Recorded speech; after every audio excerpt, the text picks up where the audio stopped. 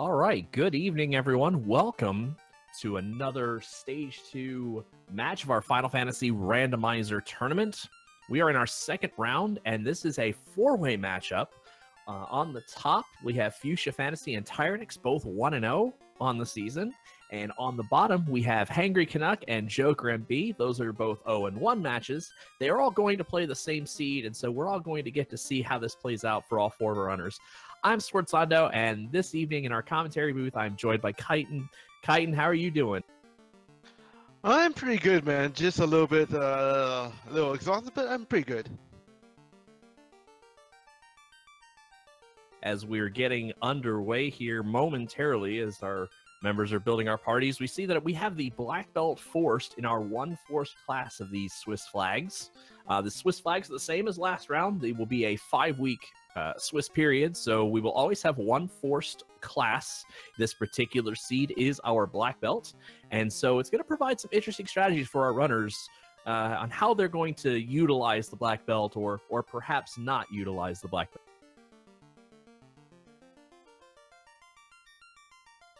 And also, it's pretty interesting because usually the black belt for this kind of seed is the worst.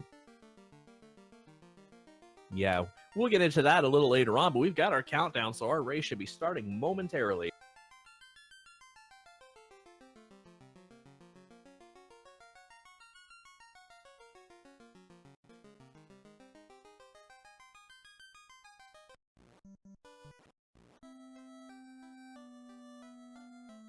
All right, and here we go, ladies and gentlemen. Our runners are going to make their way over to the magic shops, and we're going to see what we've got here. We've got level 1 nuke, ladies and gentlemen. And we also have level 1 exit, so it's pretty much a jet seed in my opinion. Well, one can only hope, I suppose, with nuke at 1 and then exit. Exit will allow you to get out of a lot of dungeons, to save and to gather your things and bolt out of there as necessary. We see houses are in the 1100 area. That's okay, I guess. We've got heals that are a little expensive at 96, in my opinion. But those cabins are pretty cheap. They're at 56 a pop. Yeah, and our starting gold is just a little over 400, it looks like, so our runners should be able to get the nukes and the things that they need to make their way over to Temple of Fiends, where they're going to take on Garland for the first couple of items here in our new NPC shuffle flag.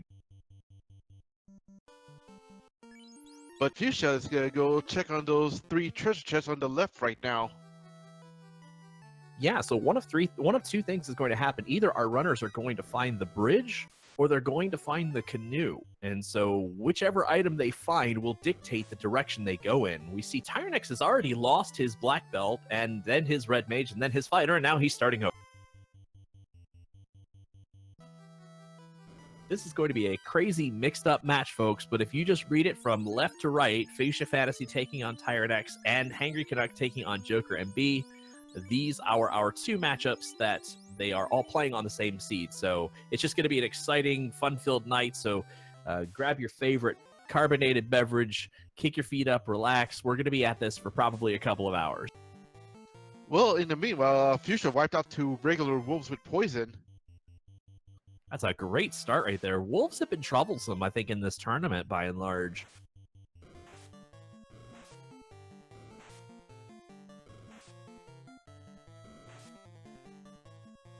Fuchsia making a smart play, either grabbing a cabin from the chest or going and buying one. I couldn't see. I think he got one from the chest and saved outside before checking Garland, because Garland can sometimes be rough, or you could encounter another set of wolves on the way. So the king gives us the bottle. Let's see what Sarah gives us. The canoe. So, ladies and gentlemen, the canoe means we are going to head in a counterclockwise fashion around this continent. Where normally you'd cross the bridge, head to Matoya's, and then Provoca, we don't have a bridge to get across. We do have the canoe, however, which means we need to go backwards from Canaria to Dwarf Cave to Elfland. From there, our runners will figure out kind of the direction they need to head in.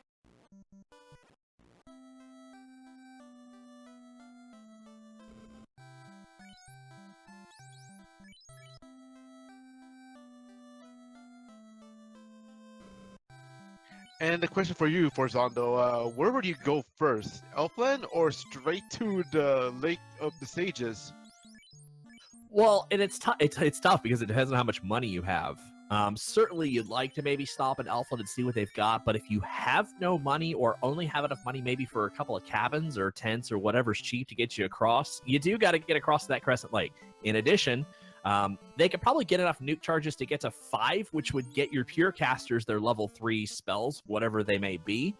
But it's just going to be tough to justify that unless you found just a lump sum of cash or a nice sellable item somewhere. We have a Mage's Staff sighting on Fuchsia Fantasy side there in the Dwarf Cave. That's going to be helpful for a white mage that can't cast nuke. Fuchsia's also running a very interesting strategy. Fuchsia's actually leading with the black belt. It's black, and then forgive me, Fuchsia is using a great ROM hack called Valkyrie's Alight, and I don't play with it, so I don't always know what the classes are specifically, but it looks like Fuchsia's running black belt, red mage, black mage, white mage, which makes a very interesting play for who's tanking that party. Well, usually the triple mages are the usual go-to party for anyone who's using just like one melee fighter. But seeing with the seed right now, we don't know what kind of dangers they're being except for the wolves. Yeah, three mages, especially in this seed, the red and the black mage are really going to dish out a whole lot of damage. And so, you know, the levels and stuff like that are going to be fine. The problem's going to be when it comes time to take, you know, crack at 2, Tiamat 2, even carry 2, things that hit really stinking hard. What is going to happen if your black belt does not have, say, opal bracelet or something to take some of those big hits with?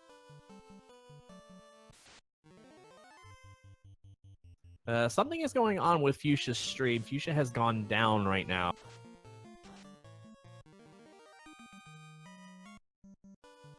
We're going to try and see if we can get him back.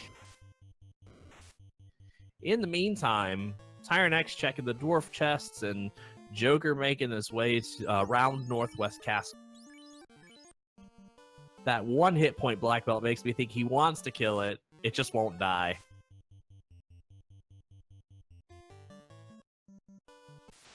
There we go. Ouch! Canuck just lost his fire to an ogre. Ooh.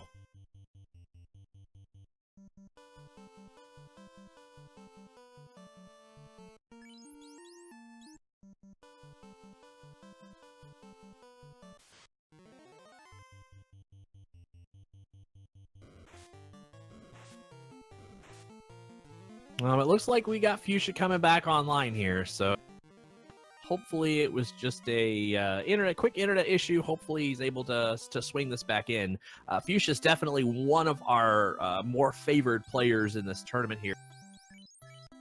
And so the sooner he recovers, the better off it is. But, you know, it could be that he's just giving Tyrenex a little bit of a handicap at this point. By the way, level 3 does have Lightning 3 and Brack strats in the level 3 shop.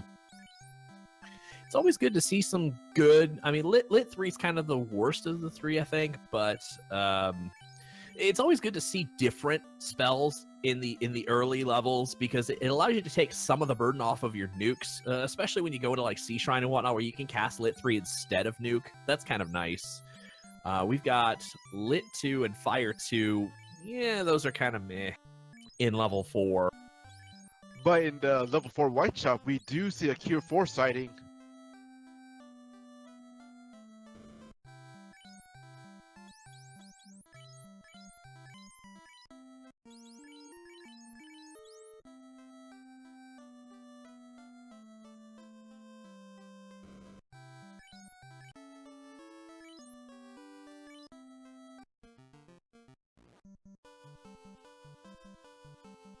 Okay, so we have an interesting development here, folks. Just to make you guys aware, Fuchsia plays with has been playing around with some interesting ROM hack related things.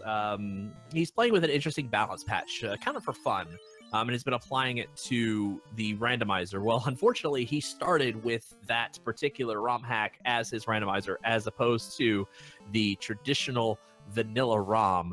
And so Fuchsia actually is starting over from the start. As of right now, he has given Tyrenex an 8-minute head start.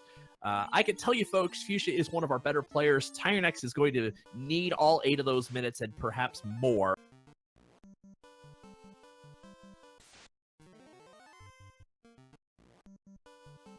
This one's actually not a, just responding to Edge Figure in the chat, this is actually not a cosmetic issue.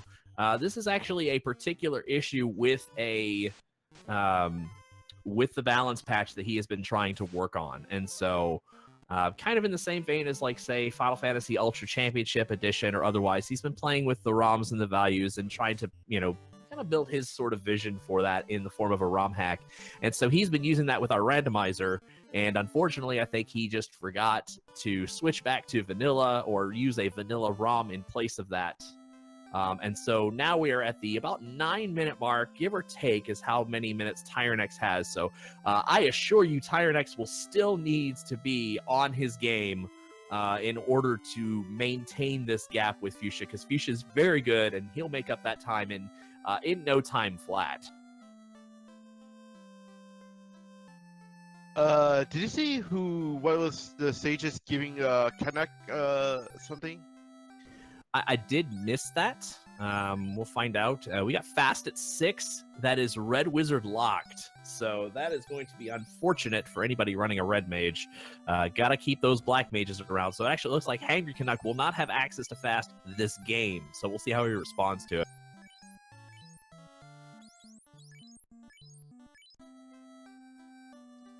Apparently, the sages gave Canuck the crown. That's kind of interesting. Oh, and Tyrenex getting blocked by the Maiden at the Mages.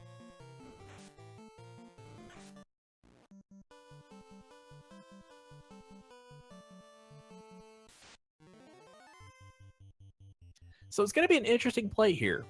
Do you work towards either Volcano, which you have level 1 nuke, you can clear Volcano B2 pretty easily. Do you work towards B2 and whatever you find, maybe you work towards killing carry?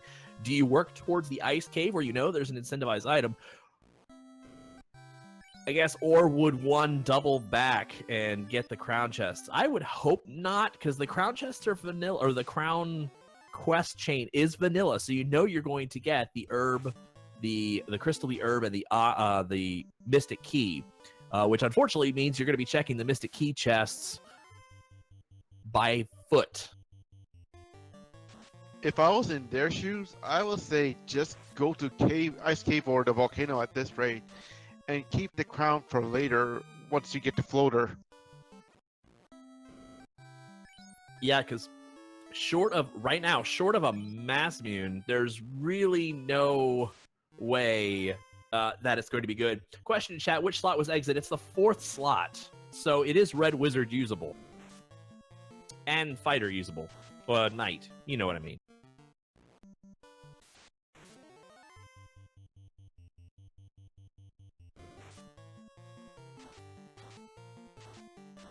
Yeah, see, I kind of am agreeing with some of you guys are saying about Provoca in chat. You can take the canoe system. That is one of our map edits. If you are new to our Final Fantasy Randomizer and you've played Final Fantasy 1, you might be saying, hey, there's no way to get from Crescent Lake to Provoca. Well, thanks to a couple of nifty little map edits, you actually can get to Provoca from Crescent Lake via the river system.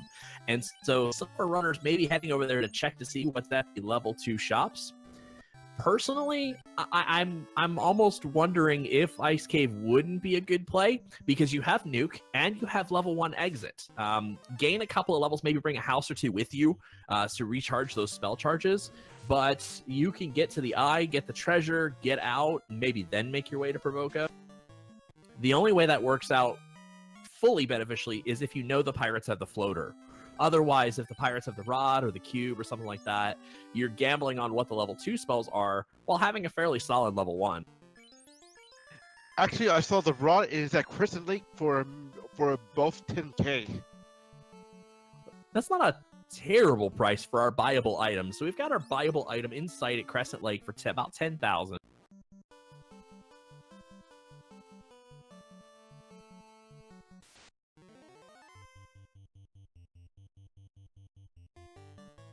So really, we're left with ice and pirates And if you're hoping for a trolley seed, you want to hope that neither of them actually has the floater. In this way, we guarantee that they've got to find the ship and the TNT to get out and maybe check Sarda or speaking of map edits, we put a port up by Onrak so you could check Waterfall Cave. Did you see what happened on Tyrenex's screen? He got poisoned by the werewolves. Wolves are just not friendly, folks. Just stay away from them.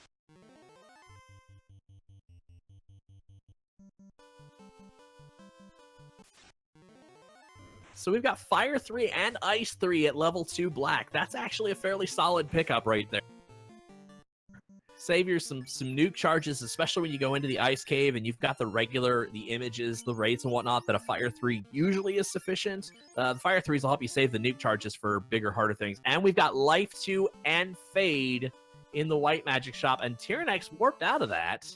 I don't know if he meant to or not. We've got Life 2 and Fade at 2. Life 2 means that if you have a fighter, Red Mage, and White Mage, they all can use this particular seed. And so it looks like theangrycanuck will be able to use Life 2 on 3 different people. thejokerMB, I think, brought a Black Mage. Yep, so he's only got 2 Life 2s. Fuchsia's going to have 2 by virtue of not bringing a Knight. And then I think Tyrenex is running White Mage, I think. He'll show me here in a second. Yeah, he's running Red-White Knight, so he's going to have 3 charges of Life 2 as well, or 3 casters of it. And that's not usually a bad lineup for this seed at all. No, not at all. And so we're hoping for maximum trolliness because they've got a lot of vessels to get out of said trolliness. Level 1 nuke, level 2 Life 2, level 1 exit. We were like a level 2 warp short of it being like the perfect magic distribution. Unfortunately, like I said, we have fast at 6, so that's going to be a little troublesome. And I don't think I've seen temper yet, which means it could either be 5, 7, or 8. The higher up it is, the more troublesome it is for a Red Mage to cast it.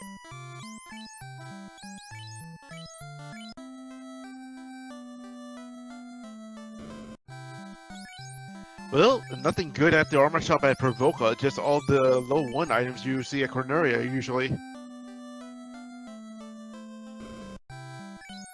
Yeah, you'll see our runners checking the armor shops, though. Our runners are looking for pro rings and gold bracelets, and hopefully both on the cheap. Ideally, you come to a point in the game where you realize you're not checking any more chests, you're not going to find any more great items. You can buy your gold bracelets and your pro rings and be satisfied with the defensive power that adds. So we've got Tyrenex taking out the pirates at about the same time theangrycanuck is, so we're going to see what the pirate item here is shortly. It is the slab. So we have one last chance that a localized incentive item, being the Ice Cave, is our floater. If it is not our floater, ladies and gentlemen, they're going to be digging open some chests for the ship and the TNT, which is kind of what I'm hoping for.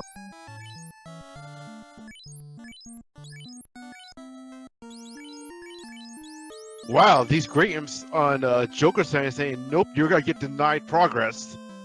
Oh, ouch. Poison damage out of the Grey Imps.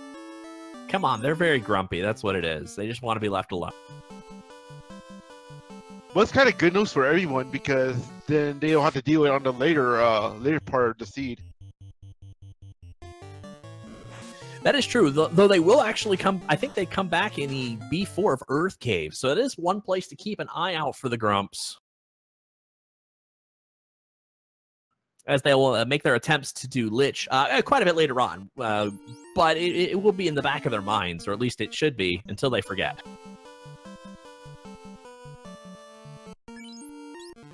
Yeah, so remember that 9-minute lead that Fuchsia spotted Tyrenex and basically the rest of our runners? That is almost nearly evaporated at this point, as he has already made his way to Provoca. Ouch, and the Hydras just wiped Tyrenex out.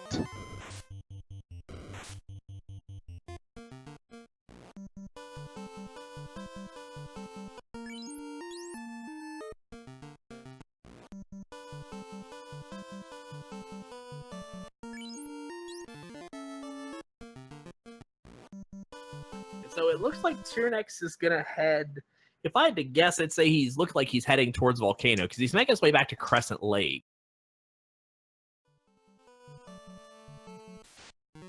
Yeah, I believe he has to head to Volcano because it looks like he might. He looks like he might be doing the crown chests or at least checking 3 and 4, and he's getting whacked pretty hard.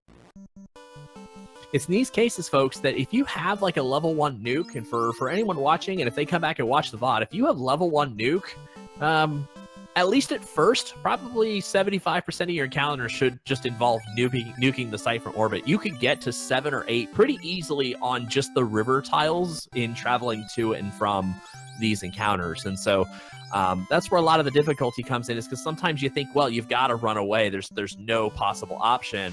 And if you front load your nukes and start gaining those levels a bit early, it does make some of this travel just a little bit easier.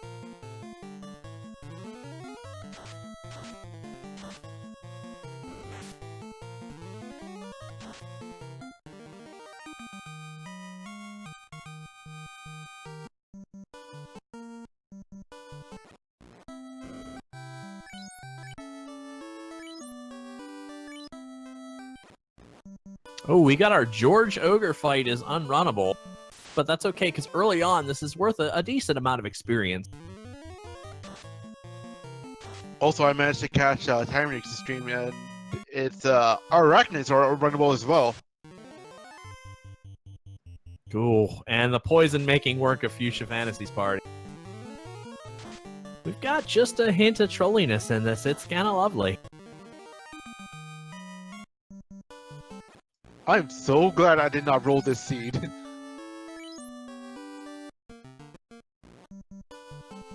We've got a little bit of frozen screen on jokerMB's part.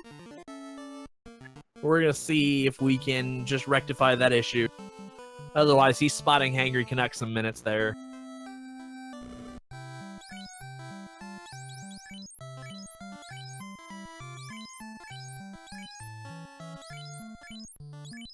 I don't play. Go ahead. I was gonna say, it looks like our runners don't really have a whole lot of money at this point, and that rob is actually 18K, about 18K. So that's actually, you know, almost double what we thought it was. And money seems to be at a little bit of a premium right now until they probably hit Volcano or something with a good bulk amount of chests.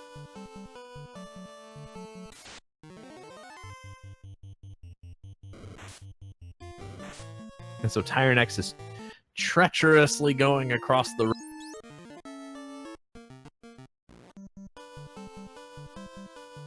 Taking my advice, nuking some hydras.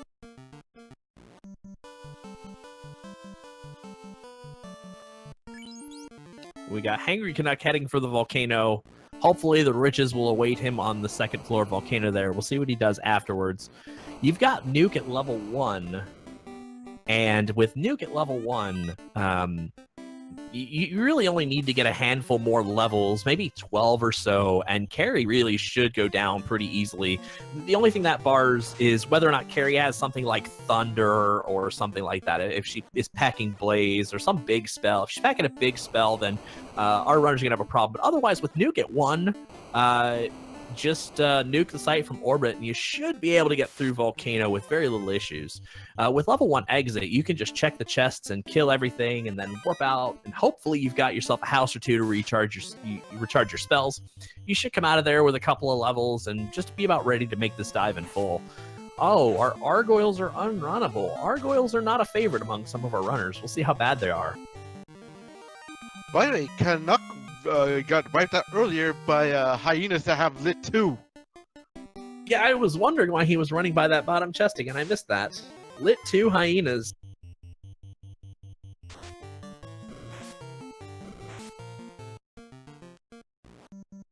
We don't know what exactly has happened with jokerMB. He may have lost his internet. We don't have him on SRL either, so we're gonna try. He's gonna try and maybe get back as soon as he possibly can. But it's unfortunate to have a crash at this point. Oh, hyenas are horrible. They also have glare.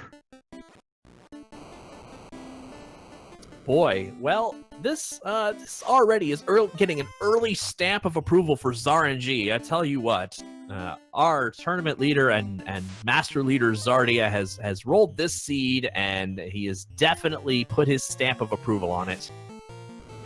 It just got worse for Fuchsia because Cobras have rub.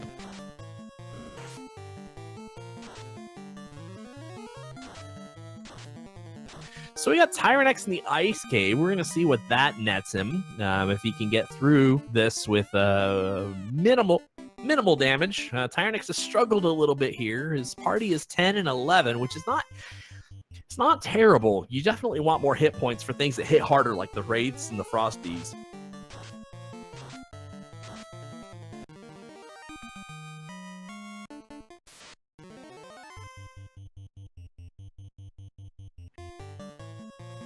Oof, we got sorcerers we cannot run from either in the Ice Cave.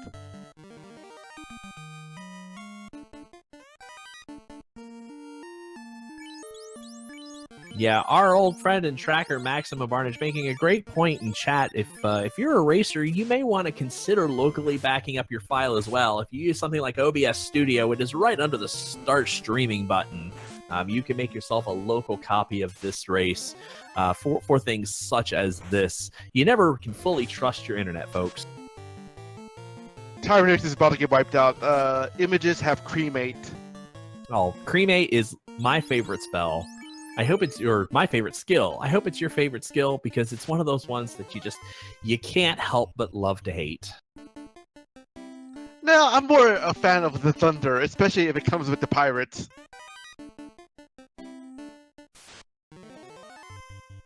And somewhere Ice Blue is twitching.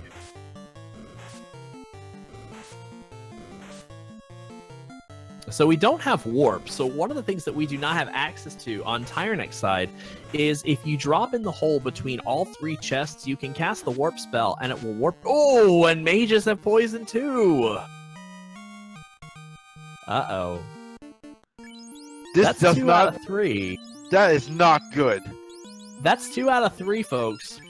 One of the little interesting programming bits is the Medusa, the green Medusa, and the Saria all have the same script, spells, skills, what have you. So when our spells and skills are shuffled, they are first shuffled onto the scripts, and then the scripts are distributed randomly to each of the different enemies.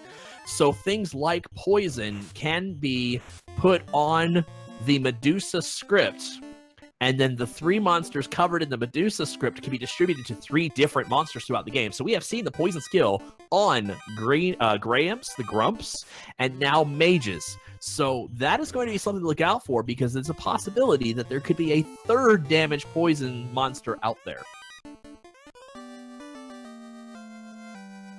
And welcome back to thejokerMB. It's good to see him back. Glad to see that that crash did not take him out for too terribly long. Well, incoming cremates from the images. Yeah, this is what makes being a low level, entering this at too low a level really, really tough. Is you never know what they're going to roll. And who knows what that mage's chest is guarding. I almost think, statistically, you skip it. But that's me, and I wouldn't want to die again. Oh, and we've got a mass immune sighting in the upper left chest.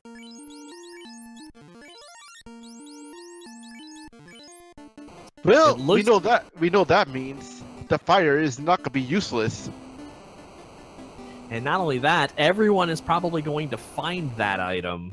The only reason you wouldn't find that item is if somebody was in such a rush that when they bolted into that room, they ran down the first hole they saw and made their way back up to the eye. That is the only way our runners are not going to see that item.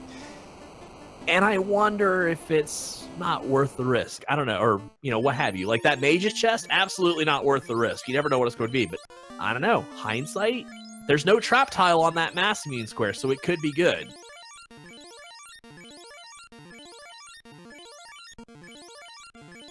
Or, if for some odd reason, you can find the Vorpal. We have a ribbon sighting in a chest that I am 99% sure Fuchsia Fantasy is not going to check. That upper left cave in the ice cave is one that many of our runners, myself included, tend to skip because it requires 2 encounters to get the 2 items in there out. So time-wise, it's traditionally not worth it. And so that room gets skipped over a lot. Well, Tyrenex has gone into that room to check it because I think he's at the state of his play where he feels like he still has to check all the chests and make sure that he's comfortable with what he's getting and whatnot. And it looks like he just exited out, which is probably a good play. Save the stuff that you've got for that deeper dive that you're going to have to do. But for the more experienced runners, they'll skip those 2 chests because statistically they're not worth the 2 encounters that you have to take to get there. And so we'll see what happens with Fuchsia, but I'm 99% sure Fuchsia's not going to check that chest. That's just not part of his gameplay. Yeah, knowing Fuchsia, he might just go all out, just skip it. Well, not only that, it actually wouldn't surprise me if Fuchsia skipped over Mass Immune as well. As violent as this ice cave has already been to Tyrenex when he comes across, it depends on what level he comes across the ice cave.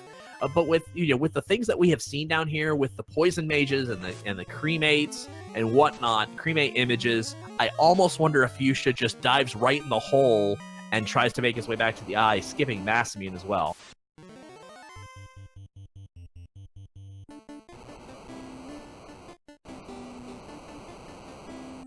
And let it be known, folks, that anything can happen in Final Fantasy Randomizer. If you guys weren't watching last night, one of our tournament favorites, Tristal MGG, went down to Wilkliosis, not for anyone's fault other than Tristal really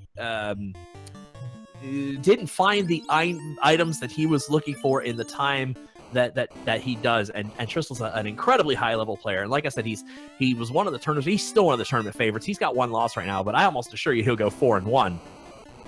But that was a heck of a match last night. So don't count Tyrenex out just because Fuchsia Fantasy is also one of our higher level players. Don't count Tyrenex out because you never know what he's going to do, what he's not going to do. Is Tyrenex going to play so conservatively that he finds the necessary items to overcome? Is Temple of Fiends going to be stupid trolly? These are all things we're going to find out probably in the next hour and a half or less. By the way, when you were explaining all that, Fuchsia actually found the TNT in the armory. Interesting. So we don't know what our ice cave item is. Fuchsia dives Volcano B2, which is something that I think a lot of our runners do. You get a good collection of items, a good collection of money, and a fair bit of experience clearing that, and then you can move on to somewhere like ice. So this is not out of the ordinary for many of our runners. Tyrenex is going to come out with, he looks like he's done in the ice cave for now. He is going to come out with a massa and a ribbon, though, so at least he knows that he's coming out with. He did exit and save out of there, so he should, by my understanding, have a Mass Immune and a ribbon. Oh, by the way, I don't think so, because I think Tyrenex got wiped out before he got out of the ice cave. Ouch. Well, man, okay. I mean, it wouldn't have surprised me if he casted exit at that point, but I guess, I mean, it would be, Jacob, you're absolutely right. It would be unconventional, but as much as you would stress and struggle, those are 2 pretty big items to find that if you, needed to go tackle carry or something like that, you might think that's a satisfactory thing. I can't get into his mind. Tyrenex is one of our newer players, and so sometimes when you're a new player, there are certain illogical things that you do. Just go back and watch any of my old VODs.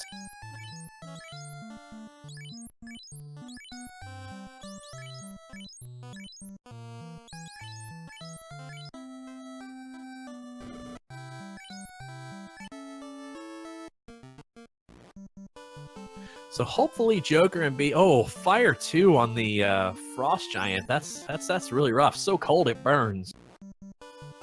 Oh, and by the way, on Fuchsia's stream a little bit earlier in the seed, he ran into Caribs, and they also have glare.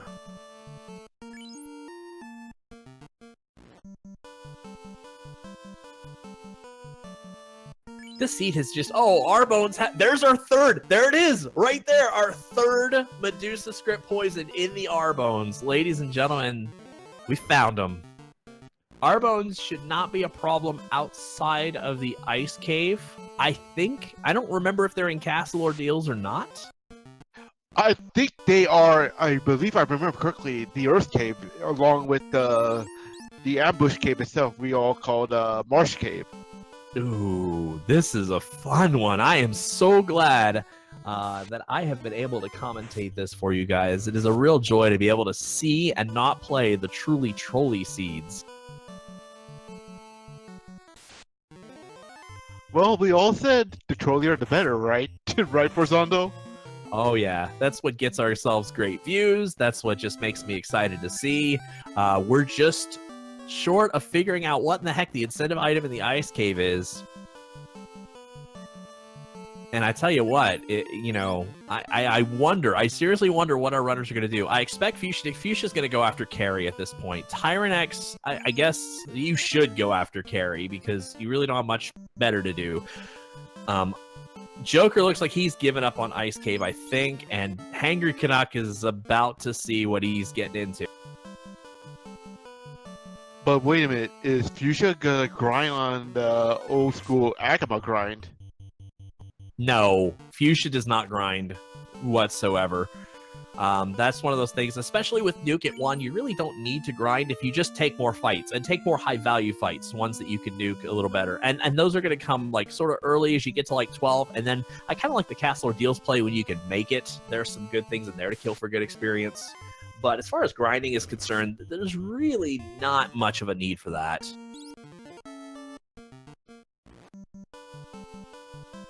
Fuchsia found a ribbon. That's actually a very interesting play on Fuchsia. So I would have told you he wouldn't normally check that chest, but as struggling as our players have been, it actually doesn't surprise me that Fuchsia would check that chest.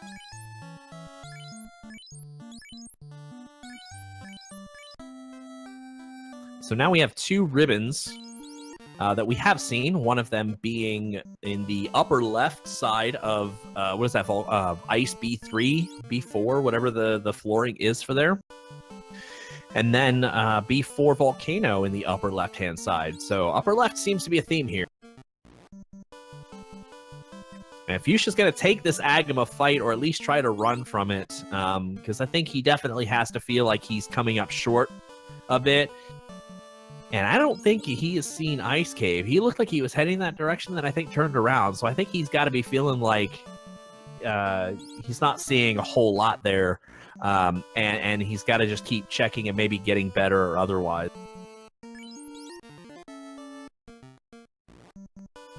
Oh, thank you, Split Punch, for reminding me, because I'm looking at the other screens and forgetting that Fuchsia is actually running Black Belt 3 mages, so we might actually have an Agama grind here out.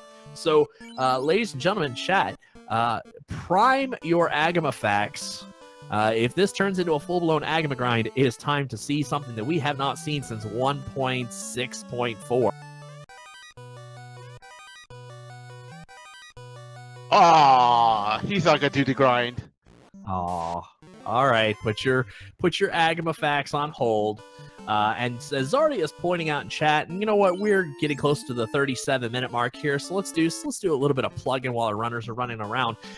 There are 3 polls that you guys can vote for right there. Zar has put into the chat the tournament mascot you could vote for. Which lizard do you like the best? The iguana, the Agama, the Saria. The second poll is which is the best Knight Sword. I believe it's not just what's the best sword, it's what's the best Knight Sword. Maybe it's the best sword of all. You can either vote for the Mass Immune, the Excalibur, the Defense Sword, or whatever's left in the trash can. And then finally, you have the chance to vote for the bonus stream race. Last tournament, we ran a 4 Thieves race. So we've eliminated the 4 Thieves, and now you have a chance to vote on what you want to see the runners run when we get to the bonus stream. If I remember right, the last time I checked, I think 4 Black Mages was winning. That's going to be an interesting and trolly time there. And certainly feel free to give Randomania and its auxiliary channels a follow if you like this sort of thing, if you like the content that you see here. Also, feel free to give our runners a follow. I know Fuchsia plays some high-level Final Fantasy Randomizer, and thejokerMB is he's just a famous person. I know he plays a lot of cool stuff, and so certainly feel free to give all of these runners a follow. Give Randomania a follow. Huge thanks to Maxima Barnage for doing this restream. Czar, thanks for rolling the seed, doing the tracker, and giving us this wonderful show that we have given here. Hey, Chitin, what's your favorite lizard? I'm gonna be straight up honest. I'm sticking to Team Old Agama. That's old school. I like it. And in that time of narration, Fuchsia went in there and just punch Carrie right in the face, as we kind of expected. So at least we feel we got a little progression. We got our first orb at the 38-minute mark.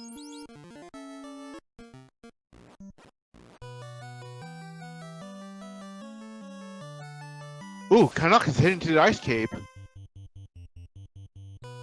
It'd be interesting to see if he gets to the end of it. I also think Fuchsia can't afford to skip chests at this point. I don't see him go after the red D chest. I don't remember if he did or not. But it's one of those things where in the back of your mind, if, and it's certainly an if that floater is not in the ice cave, you're going to have to dig through the chests to find the ship. Now, he's got the TNT. It's in the armory. You need one of the two pieces. You need the ship to get out as well. And so the ship could be anywhere on this continent that you could check the chests. And so it's going to be really interesting to see if our runners can make it to the incentivized item in Ice Cave and whether or not they find the ship.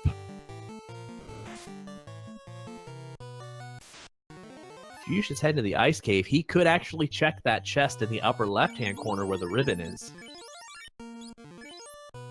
Well, Fuchsia says nope, reset because he lost his white mage to the Karib that did glare.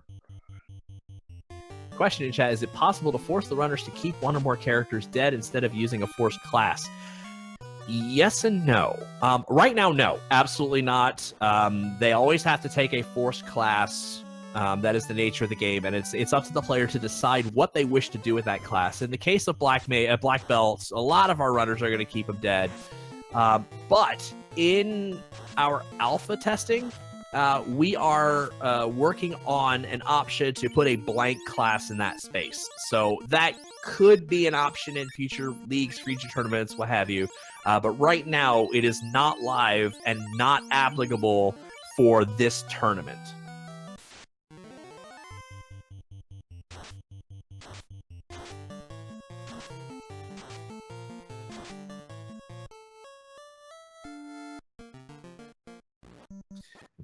theangrycanuck discovering the poison mages.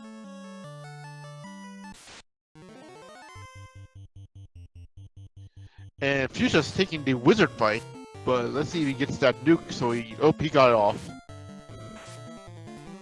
Yeah, so Jacob are pointing out in chat, actually Czar really, both of them pointing out that jokerMB is doing the crown quests with no bridge, no ship. It is my hope that he finds the ship. It's possible that the ship can be crown locked and our floater be either in Sarda or in the waterfall cave. And Joker just learned the grumps that are angry at him. And now Fuchsia Fantasy is about to take a look at these mages. We'll see if luck is in his side. Oh, it's not. Oh, it might be. Oh. It's okay. That white mage and red mage survived, so they could lift everybody up, and now he knows. And it's a ruby! Yet another interesting thing. Are you gonna feed the Titan or not, Fuchsia? You gotta feed it at least once. This opens up some interesting. We're talking about what's in the logic here, because there's the sequence breaks that you could do here are part of the game. So when I would say like you can't really do logic breaks based on how the game's programmed. So he does get his mass immune, and I think he is going to go after that ribbon. He's still looking for the ship potentially, so he probably will go to that upper left room. But it is certainly possible. Oh no, I guess it's not. It's not possible for the ship to be in B4 of Earth. Scratch all of that. But it could be in the Titan's tunnel. Wait, nope. Can it? Nope, you need the ship to get to Melman. So he is going to get his second ribbon here, folks. I think it's because he thinks he might be looking for the ship. That's why he feels like he has to check every chest at this point that he comes across. And so he is going to pick up his second ribbon here momentarily. We'll see if he can keep it.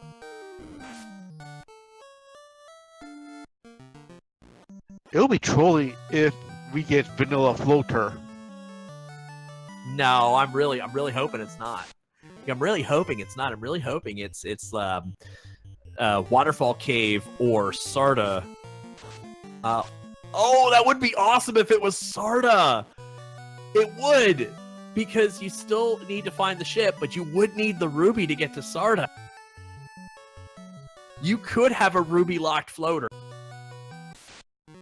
in which you would still have to find the ship.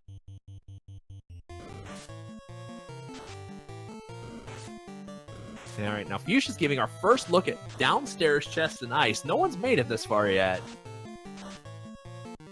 Oh, and there's the dragon armor behind the Frost Rouge chest. That is one that a number of our runners will also skip, either not checking the bottom of ice at all, or like me, I opt to skip that tile because it's an extra encounter. It has our dragon armor. That's pretty crazy. So all the things that are taking Fuchsia sort of out of his rhythm are rewarding him. Normally, if you ever watch this guy play, he wouldn't check these chests at all. But I think in the back of his mind, he's thinking, maybe I have to get the ship. And maybe that's why he has to check all the chests. Because if this is not the floater, we could be heading to Marsh Cave. And that would be very interesting. By the way, he just picked up a gold bracelet. Being rewarded. He's continuing to be rewarded for making plays that he doesn't normally make. That's kind of a crazy way this seed is unfolding.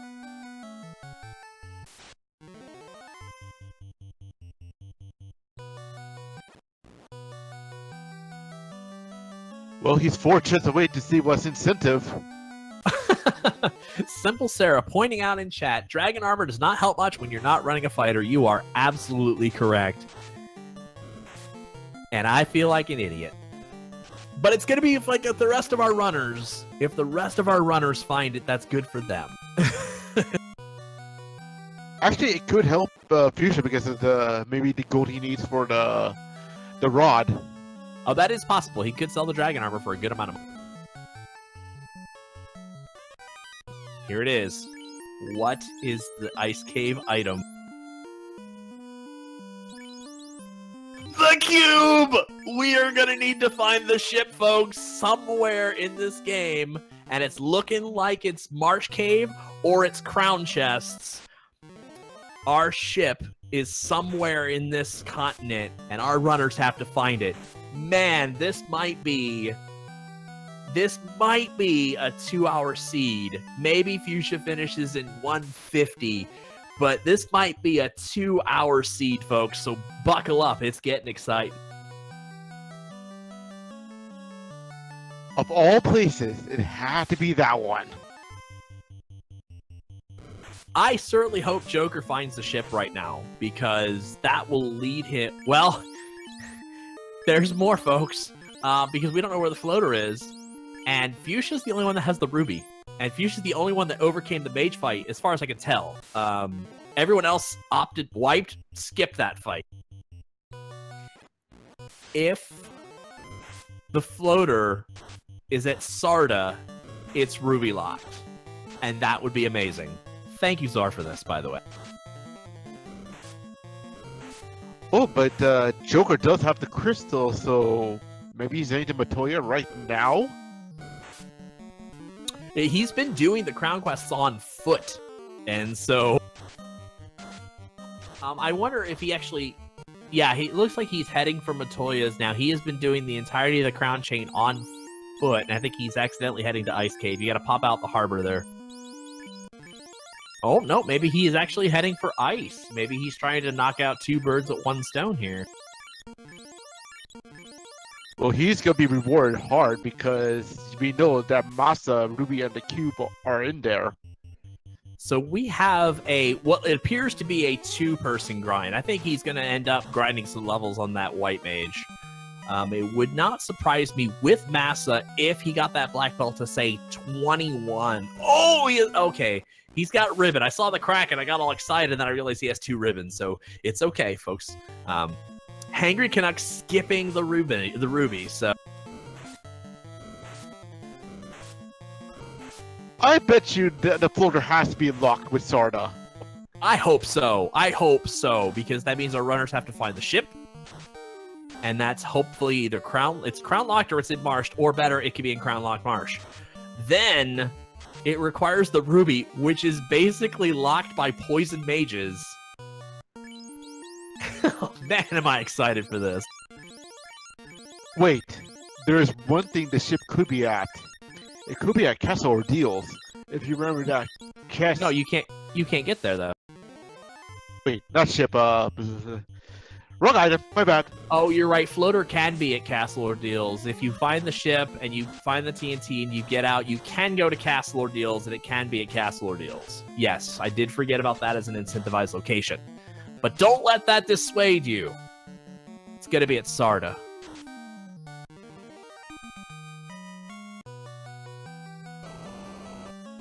I just hope to see the Speed to Titan at least today.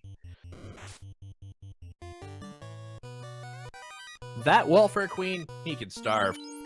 I really think he's trying to kill his white mage at this point, so he might actually take that black belt all the way up to 32.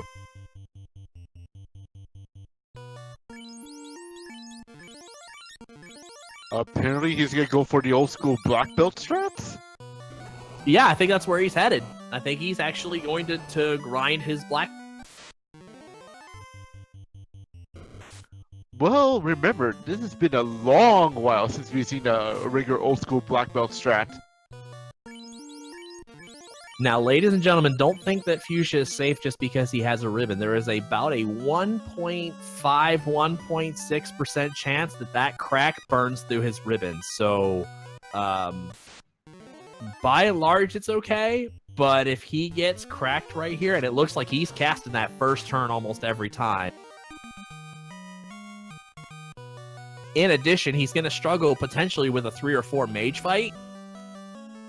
We'll see what happens at the end of this grind, but definitely an out-of-the-box move for Fuchsia. Well, he does have Pro Ring and the ribbons, so he might be okay for a while, but that crack could actually crack through. Yeah, like I said, it's like 1.5, 1.6% chance to go through. And he actually is encountering a second problem with the eye grind, and it's what we call the step-off encounter. So the trap tile itself is the encounter and does not tick down the number of steps to your next encounter. But then when you step off that tile, it does. So there's a possibility that you could step off that tile and get into an encounter. That encounter could be 4 mages. I just wonder if Fuchsia's could grind up to maybe a high level 40s, maybe? I don't know. I think it depends on how he feels like his success of getting out of here is. 32 would be largely sufficient, especially of these flags. Also, 32 carries less of a risk that you get cracked through the ribbon. But he's got R-Bones and mages with poison that he may have to contend with down there.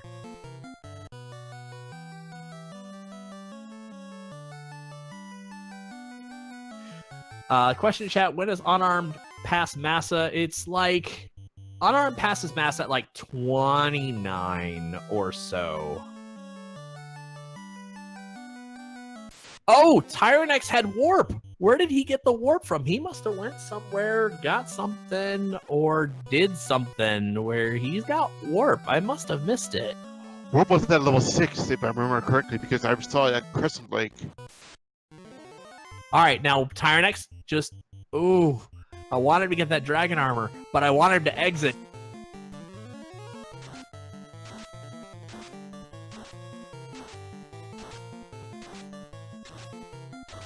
Yeah, the reason black belts generally aren't favorable in this and why and how Fuchsia's grinding is the experience mod is actually only 2.4x plus 80. And so the amount of grinding one needs to do to grind up a black belt can be kind of lengthy. And so that's why a lot of our runners stay out of it. In addition to that, our maximum stats are only 150%, and so usually you don't need a high-level black belt to overcome a lot of the things that you will see. I just noticed the R-bones are unrunnable. Gonna be very interesting. Poison shouldn't do a whole lot of damage to a ribboned black belt. By not a whole lot, I mean probably, I don't know, what would you say, 50 to 80 maybe?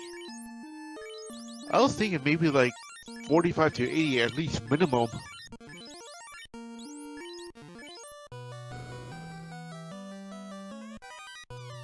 I'm just waiting for one of those cracks to like get through and...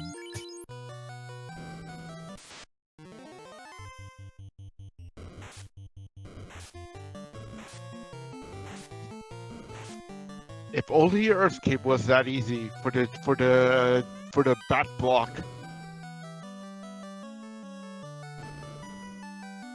Yeah, actually, Falfon, to address your concern about potentially leaving early, it's not about necessarily whether or not you can pick up the last couple of levels elsewhere. It's a matter of getting that 8th hit at 32. That's what's going to be what helps him escape. It's the same reason we grind the Agamas to 32, or at least to where we know we'd have 32 by the carry fight, is when you get that 8th hit.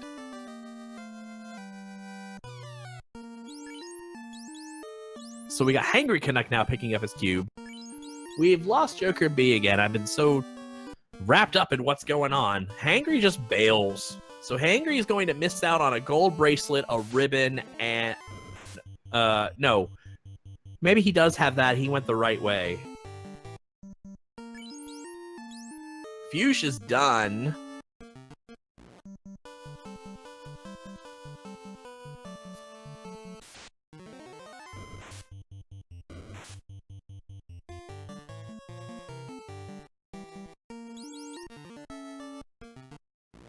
Tyrenex, use exit, buddy. If you... Oh, you can't. Exit was level 1. Why don't you use exit? Oh, he's taking his life into his own hands. Yeah, but don't forget he has lucks nuke. out. He lucks out with 2 melees. I've just gone ahead and burned an exit, not even worried about that.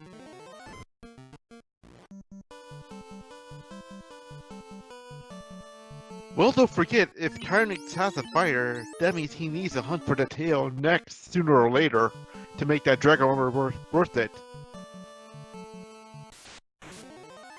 Alright, so Tyrenex makes it out of the ice cave this time. Fully intact. Good to go. Has the ruby for when it's Sarda that has the floater. We definitely...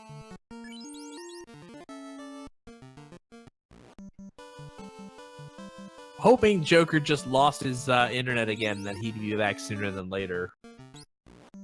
I think he is racing offline. I think he just maybe either doesn't realize his internet went out, or you know, it just goes in and out, and there's nothing he can do about that. If Fuchsia makes it out of the ice cave with everything attacked and a level 32 black belt, so it's gonna be interesting to see how the rest of this plays out. So he has the level black belt, he has all the stuff out of ice cave, and he has the first orb lit, and so it is definitely Fuchsia's race to lose at this point, and having a 32 black belt is going to help him in the long run. And don't forget, he has a possible chance to get to ambush the enemies first.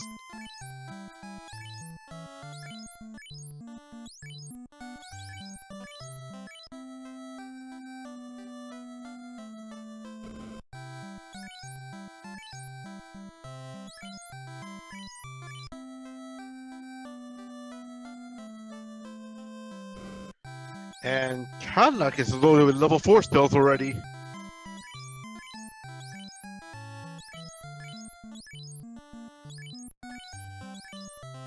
So if you are just joining us, folks, this has been a seed.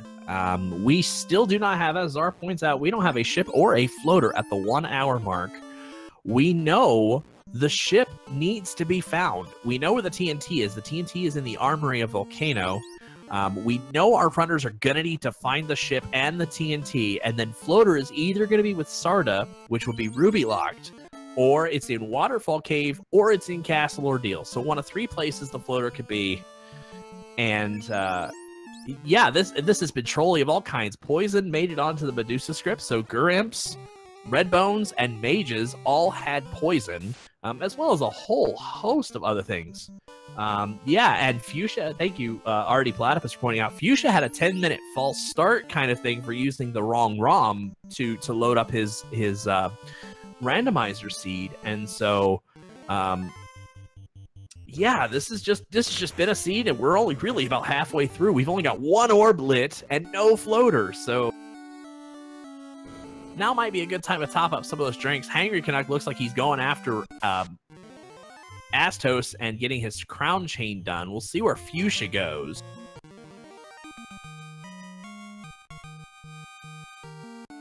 And goodbye, Astos.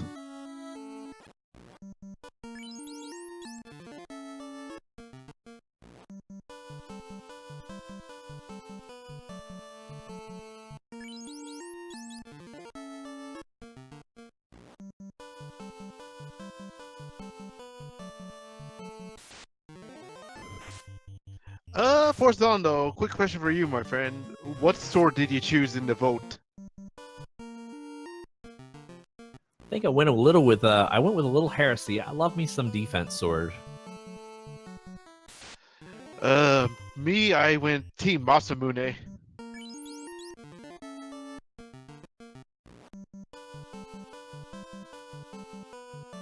I think there's only one wrong answer in this, and neither of us have it, so it's good to know. Are we talking about Vorpal? I didn't say it.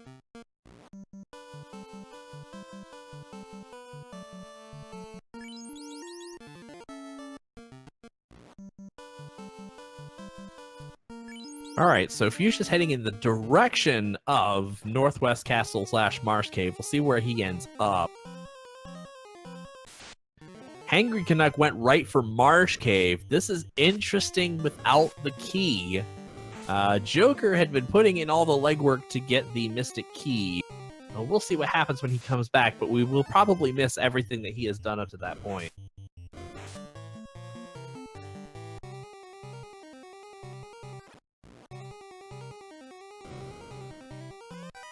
And so we unfortunately, we do not have a floater. Our floater is not in an incentivized chest on this part of the world, which means our runners have to find the ship and the TNT. Now, we know where the TNT is. It is in the armory in Volcano. We are all still looking for the ship. It is either in Marsh Cave or it is crown locked. And so it's going to be interesting to see where it comes out. Fuchsia went and killed Astos. Now we're going to go see where he ends up going.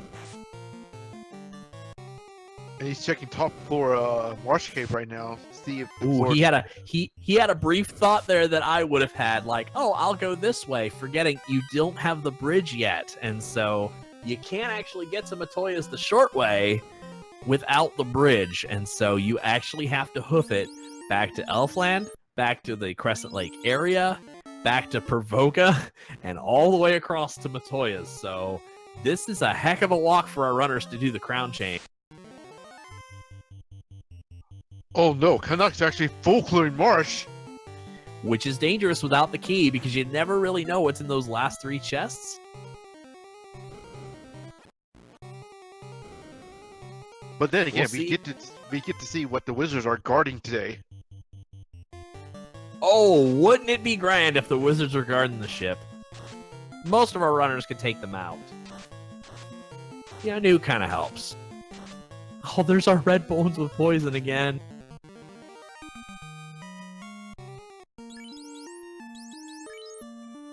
Yeah, Fuchsia looks like he's hoofing it all the way to Matoya's.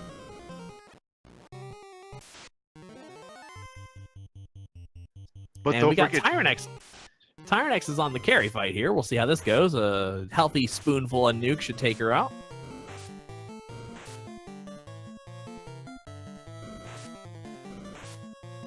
And there we go. So Tyrenex is about to light his first orb. Save your game. You got this, dude. There you go. We wouldn't want what would happen to happened in the last couple of games. One of the mistakes Tristal made was he did not have enough money to save at the inn, and unfortunately burned his lighting of the volcano orb. Had to go back and do that again.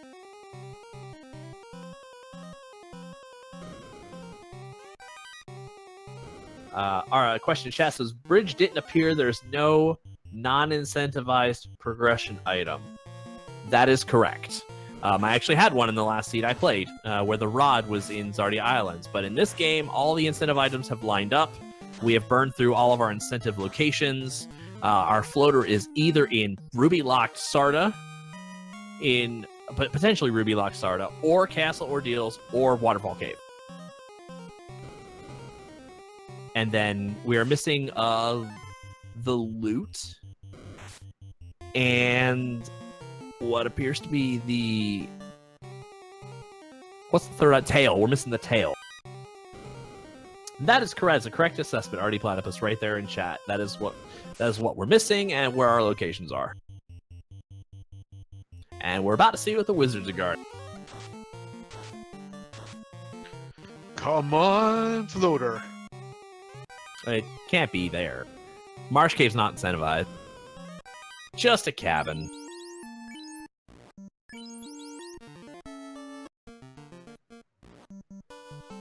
Did he get the upper right chest in the Marsh Cave? Hangry Canuck just exited out. I don't think I saw him go get the upper right corner chest. I don't think so. Zara in chat saying he did, so he must have went there first.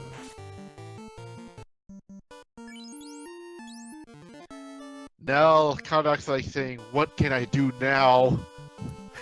Yeah.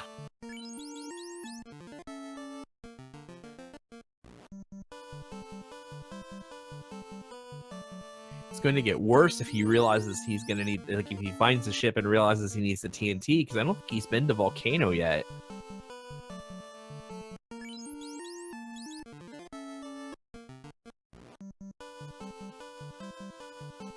And Fuchsia got his herb, so you know what that means. He's probably going to take a long walk to Elfland.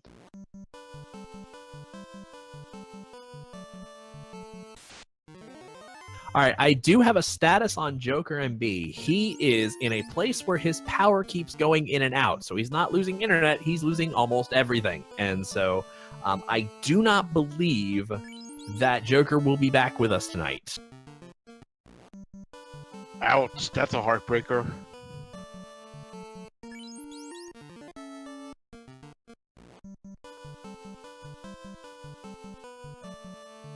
We don't 100% know if this match would be rescheduled or not.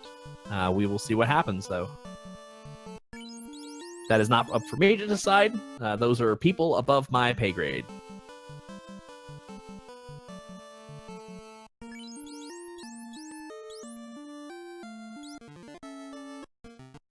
Oh yeah, and Fuchsia's about to head to Elfland right now.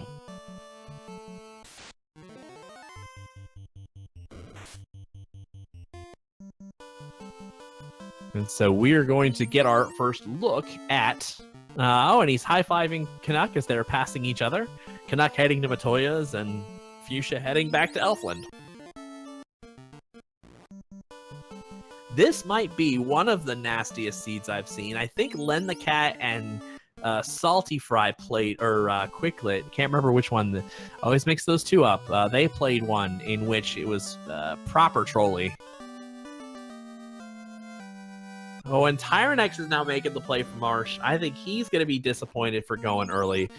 Fuchsia did not go early, so we'll find out whether or not that rewards him. Actually, I guess I should say it will reward him because we have not found the ship yet. And so it means it's crown locked in some facet. It would be so trolly if it was temple locked, like in the crown chef's lock in the Temple of Fiends. There's just so many good places it can be right now, and just so many good things that could still happen here. Ruby Locked Floater is always fun. And that Ruby is one that I can't remember. Tyrenex got it, Fuchsia got it, Hangry Canuck skipped it, if I remember right.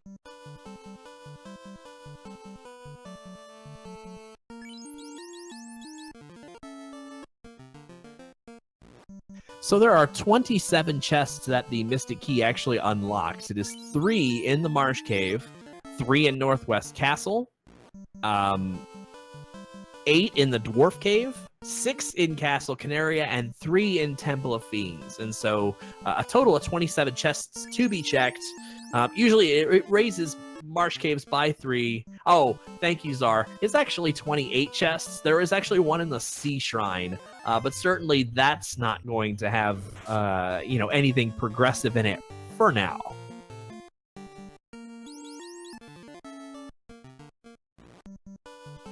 Imagine if the cube was in that chest. Well, that'd be great. That would be great, especially in the old days when the crown could be Lord knows where.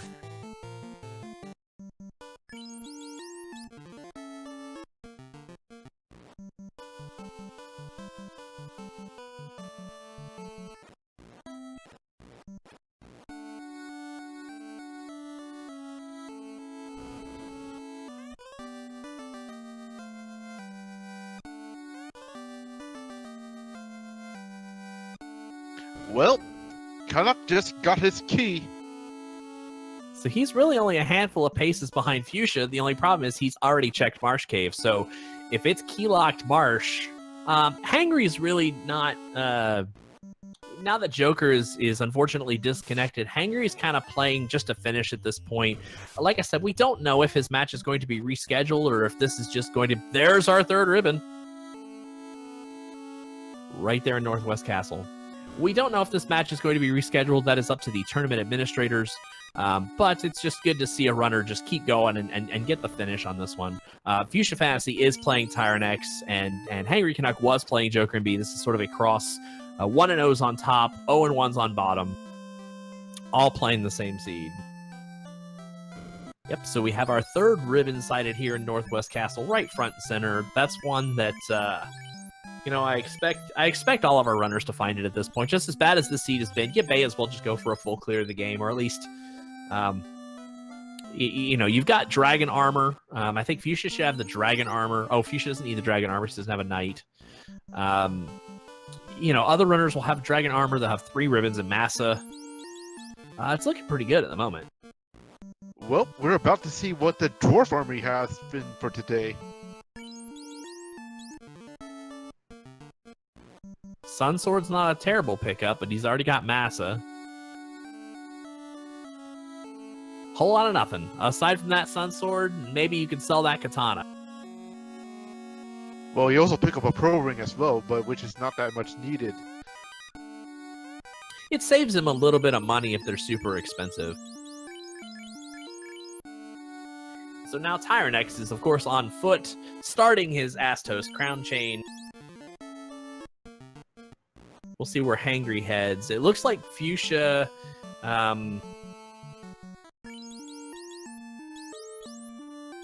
Fuchsia's going to check Canaria Castle and probably Temple of Fiends while over here, and then double back to Marsh Cave if it's not here. I don't think Fuchsia turned in the TNT. I'm not 100% sure. Well, he's checking Corneria right now, and we got some gold here. There's our ship. So it's mandatory to do the chain of the crown. But thankfully, now Fuchsia does not have to set foot in Marsh, which we know is, by and large, pretty sparse on treasures. So there we have it. We have ship in, I think it's just right of the TNT slot, of the vanilla TNT, or it's in the vanilla TNT slot. And we just now have a ship at the 1 hour 11 mark. Anybody who checked the armory is going to find the TNT. Anybody who checks the armory in Volcano will have found the TNT. The question is the floater at Sarda, which would make it ruby locked, which is something Tyrenex does not have as far as... wait, he's got the ruby on the tracker. I guess maybe he... Oh, he had the warp trick. It's theangrycanuck that does not have the ruby. So it'll be interesting to see how this plays out.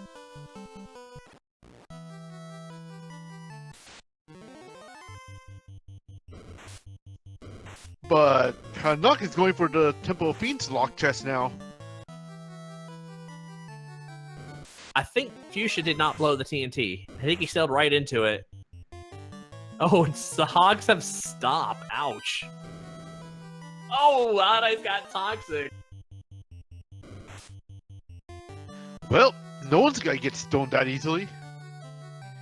Thankfully, ladies and gentlemen, in previous times, Fuchsia was about to do something that would have originally soft-locked you, and that is using the TNT while your ship is on the wrong side and where you can't get back to it. Thankfully, our developers saw that coming and decided to put a bridge where the canal is, and so Fuchsia can actually walk back to his ship over this bridge and back to his ship. So thankfully, it doesn't soft-lock anymore. From what I'm to understand, Joker lost power at where he either where he lives or wherever he's playing from.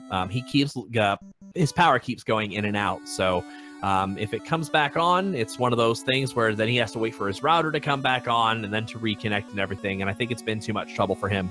So if runners agree to a reschedule, then we will have the reschedule sometime before Wednesday. It would happen by, before midnight on Tuesday, midnight Eastern on Tuesday.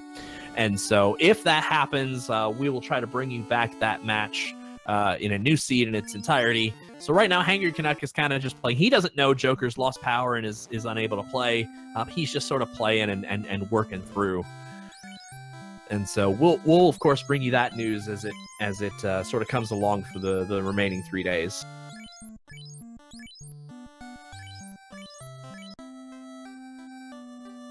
So now the big question is, where is our floater? It looks like Fuchsia went and translated the slab, but did not go to Sarda. It's a 1 in 3 chance it's at Sarda, so I think he's going to go through Castle Ordeal, because you got to go through Castle Ordeal anyway, and if it's the floater, you could probably save a little walking time. So it's not a bad play here, and then probably while you're in the region, you check Waterfall Cave, and then make Sarda a last-ditch resort. So we normally do these Bless RNGs for Warmax sightings, but if you want to see a Ruby-locked walking Sarda floater, let's pop some of those Bless RNGs into chat. We're just trying to go for maximum trolliness here. And of course, everyone loves a max troll seed. Boy, the seas. Czar mentioned this earlier on. I missed. Oh, there he is. Yeah, the seas be a dangerous place. We now have Trance Kaizakus. Well, that'll be a time waster. Trance is never fun because Trance does not care about your ribbon. And it looks like theangrycanuck's going to take a second dive into Marsh Cave to check those crown chests. This could be a make it or break move for Canuck. Well, unfortunately, see, I'm afraid there's nothing down there for him. The only things that could be down there... Oh, and I think he's seeing either the error in his ways or something. As the only things that would be down there that would be useful might be White Shirt, Defense Sword, Power Bonk. The odds of it being one of those are astonishingly low.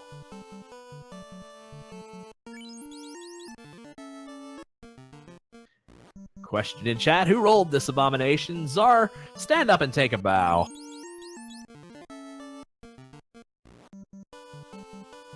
Classic Czar RNG at its finest.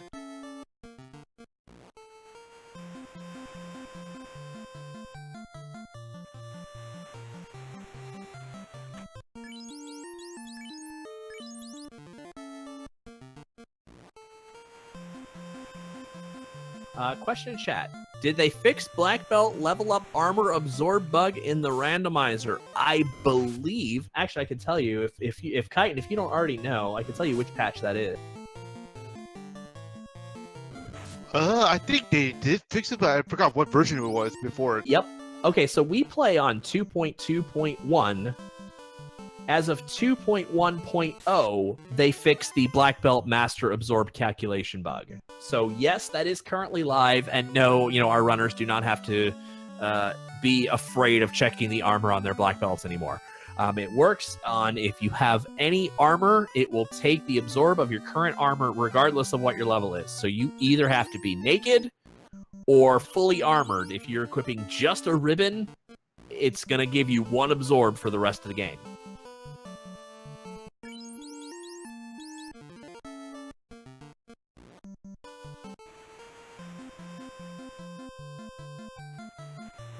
Well, Castle Ordeals is giving the problem notion to Fuchsia.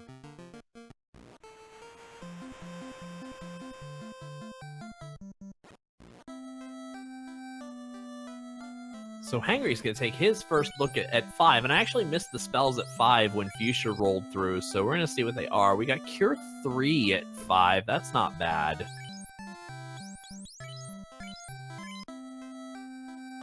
And Quad X is pretty good. Quad X is a very underrated spell. Yep. It kills anything but an elemental and either an elemental or chaos. Will kill everything else but an elemental or chaos if they have less than 300 hit points. Yeah, but don't forget, landing that Quad X on the boss is... Oh, there's a floater at Ordeal's incentive. Well, this game has blown wide open, folks. Castle Ordeal has our floater. It is now time for Fuchsia to gather his belongings and get a move on to finish the seed out. We will just see how the rest of the seed treats him.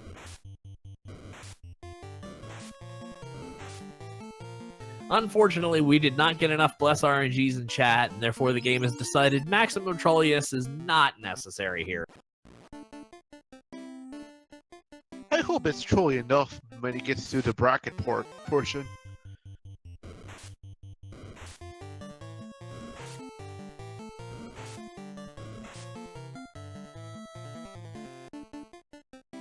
And knowing Fuchsia, I think he's gonna go straight into...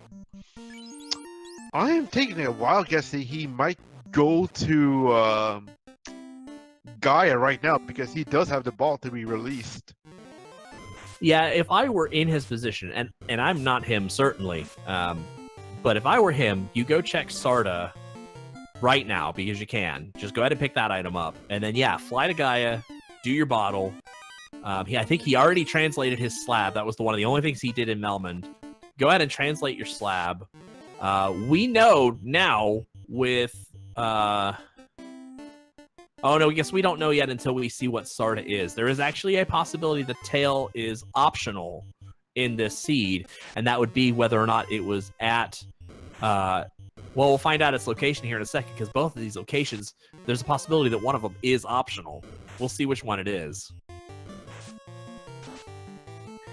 And it is Sarda with the optional tail here. And it's going to be interesting, because the tail, it depends on what access it gives Red Wizard. But with a black belt, that tail is less necessary, I think. The only thing he really gained, as far as I'm aware, is exit on his Red Wizard.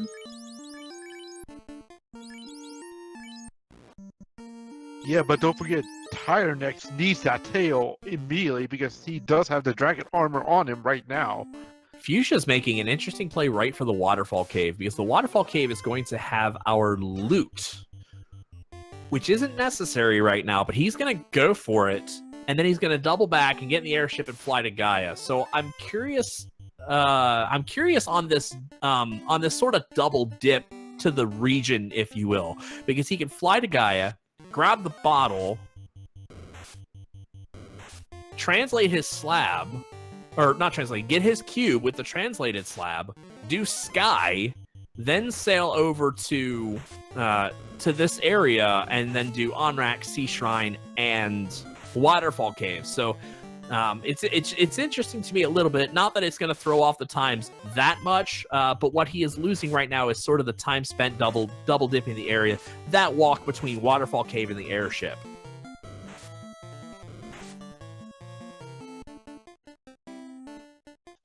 Unless he's planning to buy the rod sooner or later, because he still needs to buy it. Wait, or does he have it? Tracker shows he does not have it. I wonder if he's double dipping because he wants to get to the Earth. Oh, I guess I'm just curious. No, he shouldn't need Earth for anything. If anything, Fuchsia hates the Earth Cave. And so we've got Hangry Canuck in the Earth Cave right now. Interesting play. Earth Cave has some very unfortunate stretches of lack of treasures, low-level enemies. At this point, there's not much to be gained by killing the enemies here. There are more valuable experience enemies in, say, Floating Fortress or Mirage Tower. Fuchsia's got the loot and is not going to bother checking the chests. He doesn't feel like he's got anything else he needs.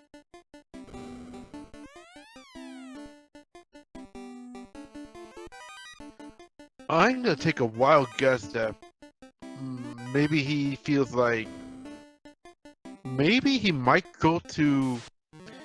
No, I don't think he will triple dip. Never mind. Forget what I said. Yeah, like I said, I think the only time he loses is the walk from the airship to the waterfall without comboing that like with Sea Shrine, which he can't do because he hasn't done his bottle quest yet. Come to this side, get your bottle, get your translated slab, go sky first, and then head over there. Because he didn't loot any treasures, he just wanted to get the loot. So that's a little bit of an out-of-the-way walk for an item you don't need yet.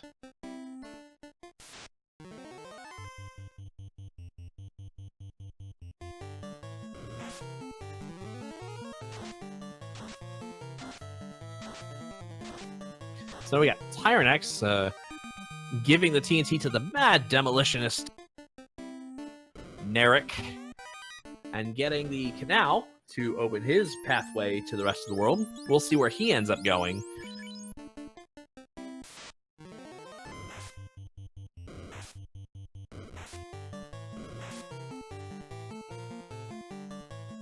I hope Tyrenex is going to Ordeals because that's where the floor is needed over there.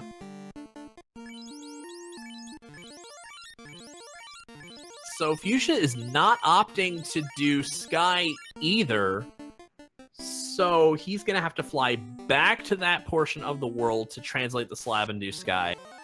Just a couple of extra movements that I'm not quite sure of on his part. I mean, I'm sure he feels confident in no matter what his routing decision is that he feels like he's going to win.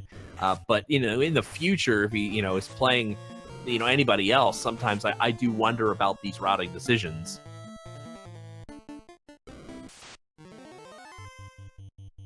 So Hangry has found the defense sword. That's going to be a good pickup for his knight. I know he'll have the mass immune, but the defense casts Ruse, which gives you 80 evasion, which is better than White Shirt's 40 evasion for a single character. Where White Shirt shines, of course, is you get that 40 evasion on your whole party.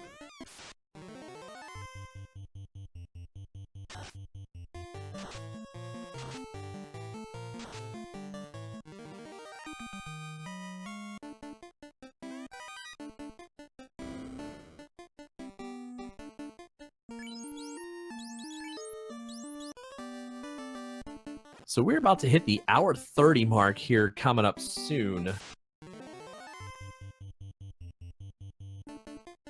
Tracker shows Tyrenex has the slab.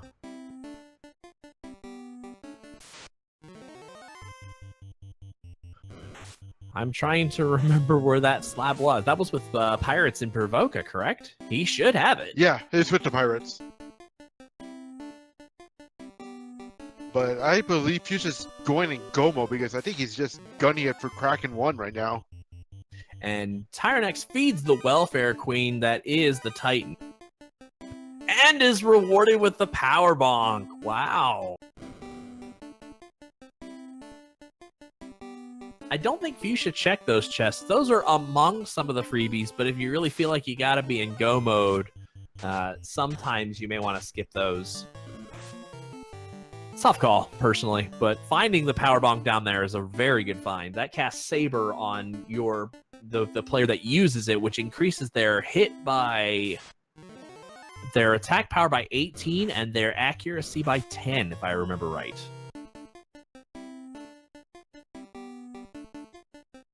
It's a great buff to have when something has very, very, very high absorb rating.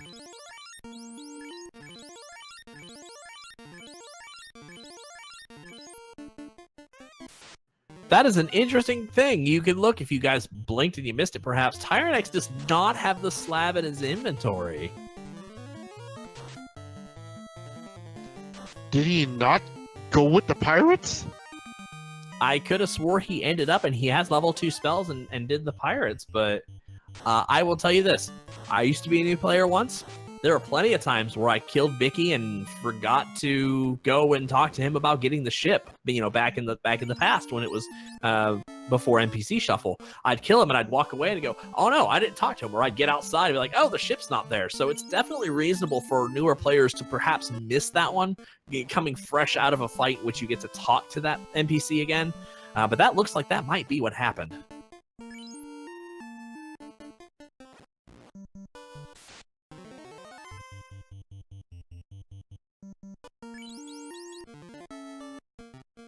But then again, oh, there's a Tyro site, and oh, please. Oh, no. and Fuchsia. Ooh, if you love steaks, folks, that is one well tenderized Tyro, or yeah, tenderized. One well tenderized Tyro right there. Well, now I'm switching sides. I'm gonna be biased right now and cheer for Tyrenex to win this one. Do you mean to tell me then that you are Team Tyro and not Team Steak? Dang right I am. I am Team Tyro. Always been, always will be. I guess you just don't know how meaty and juicy their innards really are and how much value they bring to one's party. I'd rather destroy a T-Rex over a Tyro any day.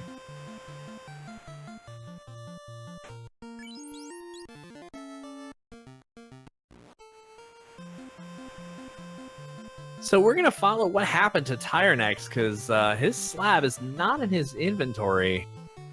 I mean, unless he pulled a Tristal and didn't reset before saving or something.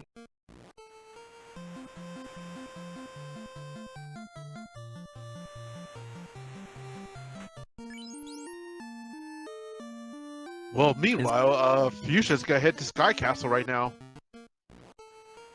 Meanwhile, Fuchsia's passing up some Tyros too, so maybe he only wanted a certain amount of stakes.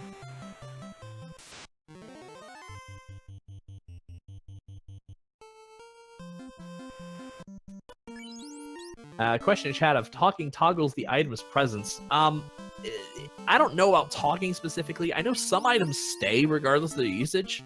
If I remember right, Crown and Cube and Floater even, Crown doesn't stay.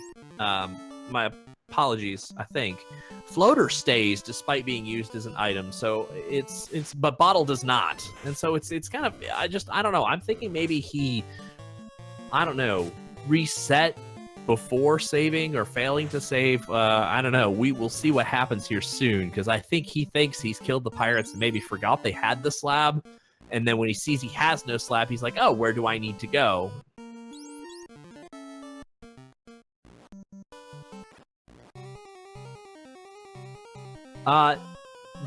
That crown staying because of requirement for ordeals? Actually, no, because the crown is actually not required for ordeals anymore. That is one of the flags that is fixed. So you actually could walk into ordeals, and ordeals itself could actually have the crown.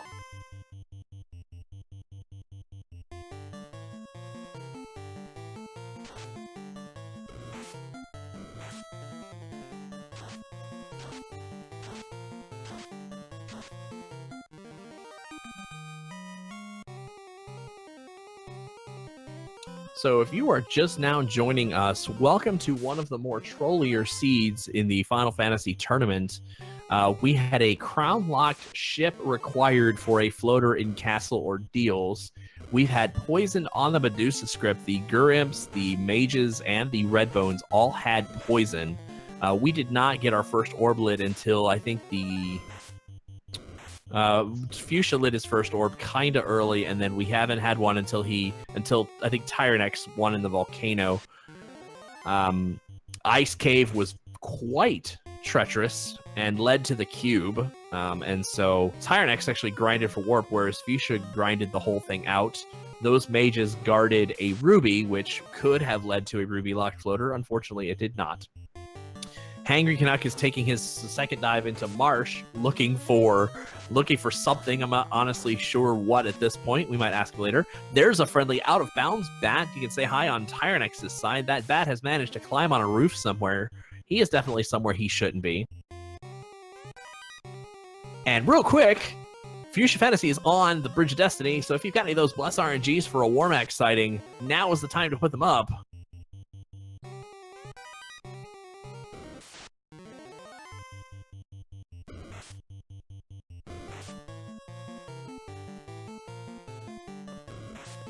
We had Mass Immune, a ribbon, a dragon armor, and I think a gold bracelet, all in Ice Cave.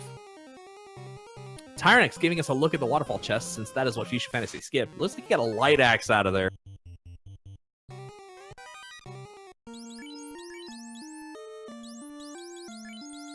Fuchsia is about to take on Tiamat 1.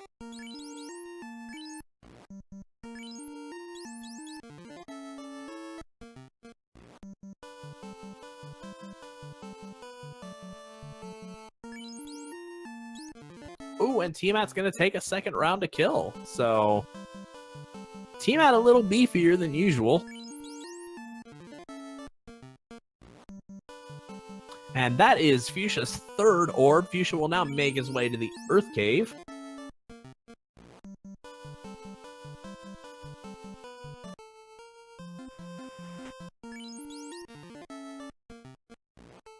Well, at this rate, Fuchsia has nothing to lose at this rate, as long as he keeps it up at this rate. Yeah, unfortunately for Tyrenex, Fuchsia's lead is insurmountable. It would take, at this rate, more than 3 Temple of Fiends wipes for Tyrenex to catch up, unfortunately. Tyrenex has unfortunately not made any of the right decisions after getting the ship. He's actually now bypassing Castle Ordeals, or maybe not. This is going to lead him to the floater, and it's going to reward him, and then he's going to be able to get out and scout the rest of the world.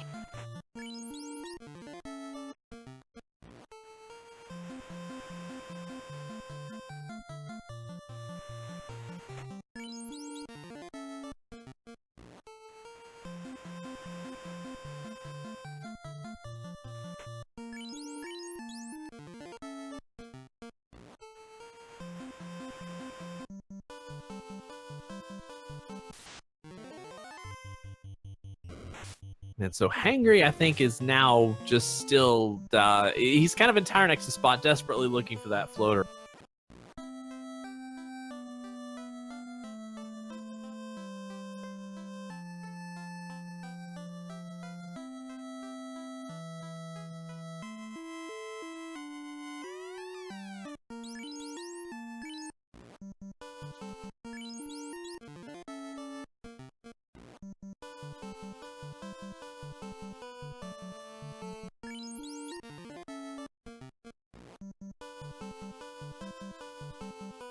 And so Fuchsia's making that push through Earth B3 now, making his way to the Vampire. We've got Hangry Canuck. Looks like he might be heading...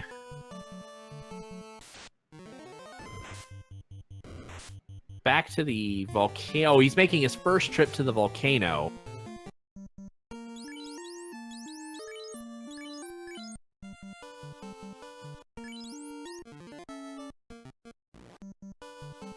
Tyrenex is about to grab his floater.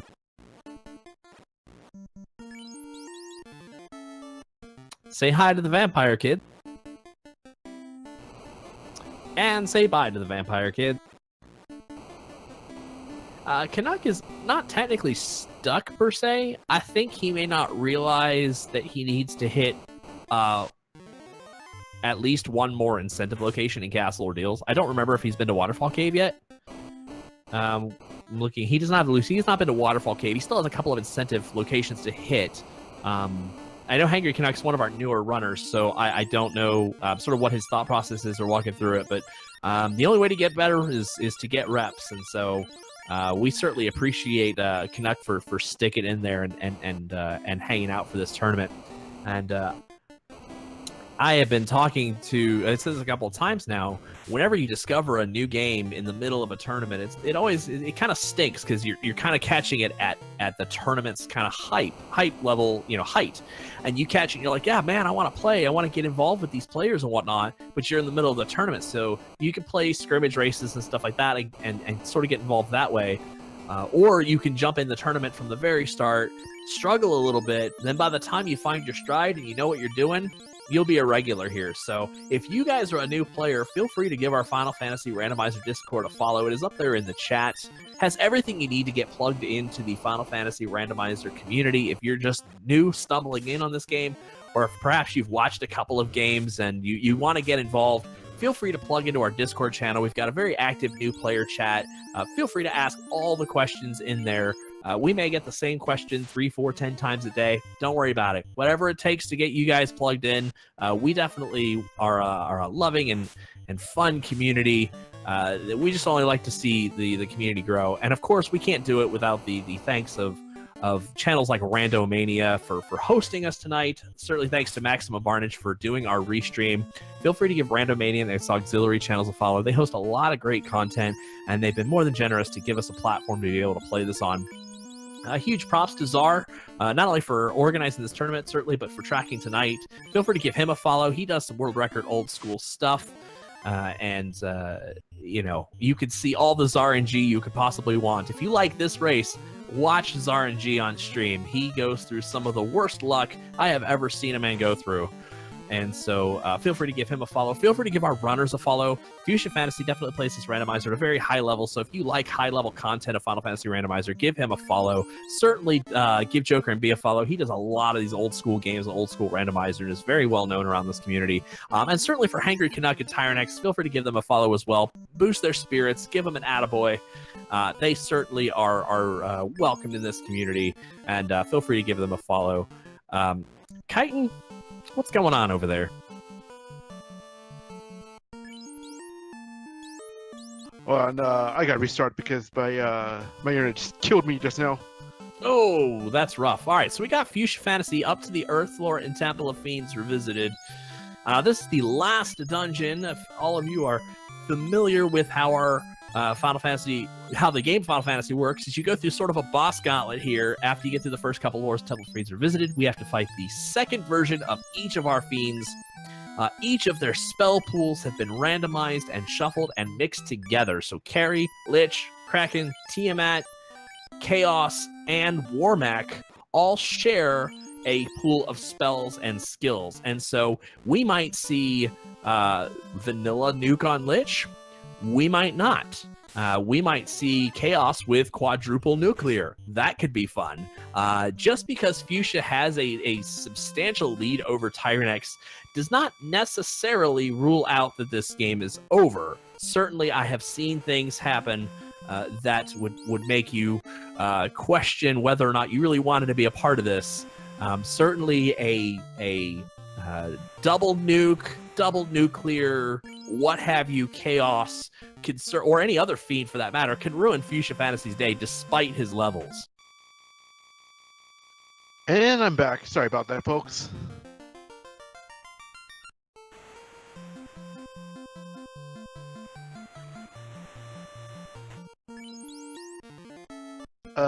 Forzando, are you predicting that maybe Kraken 2 is the real true Chaos? Because right now, Fuchsia's about to hit the Kraken 4 after he deals with Carrie after this one. Yeah, Carrie 2, see, don't ever underestimate Carrie 2, because Carrie 2 is a total wild card here. Sometimes Carrie 2 is a complete pushover, and sometimes Carrie 2 is a pretty rough gatekeeper. So we'll definitely see what happens here, and he's definitely preparing a little defensively here.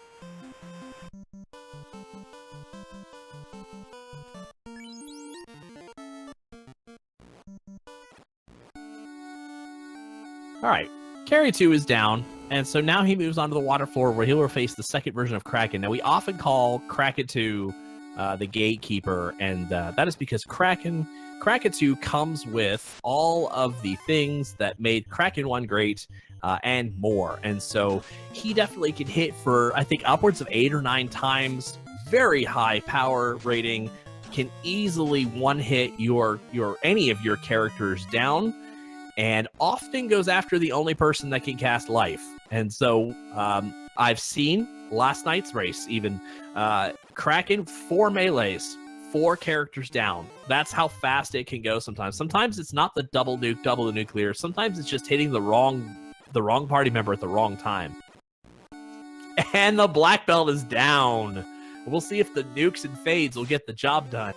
But one hit, that black belt's out, and black belt unfortunately was his power hitter. So now he has to flip to nuke and fade strat, and hopefully that gets the job done. Ooh, and Kraken has that, which is not a problem. And there goes Kraken 2.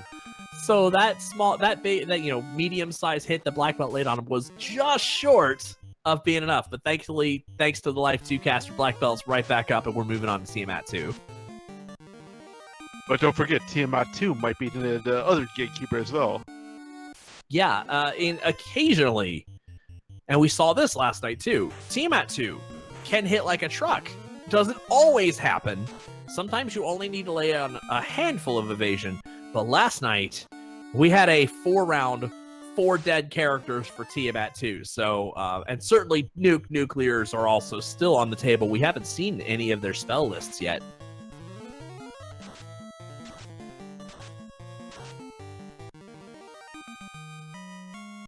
But a few Invis 2s won't hurt a bit because, you know, since Fuchsia has a white mage, he has the defensive end of it.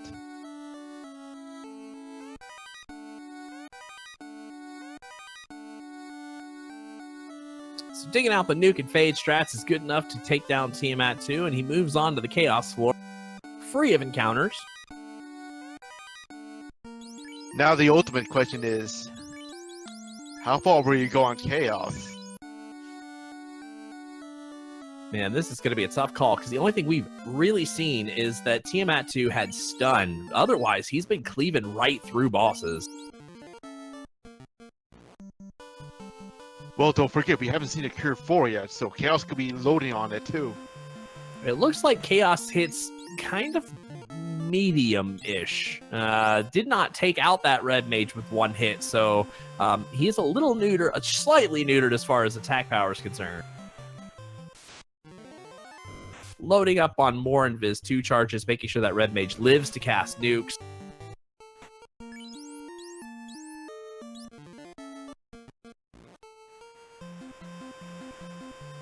There's our Cure 4. Well, Fuchsia needs to figure out how to survive this now.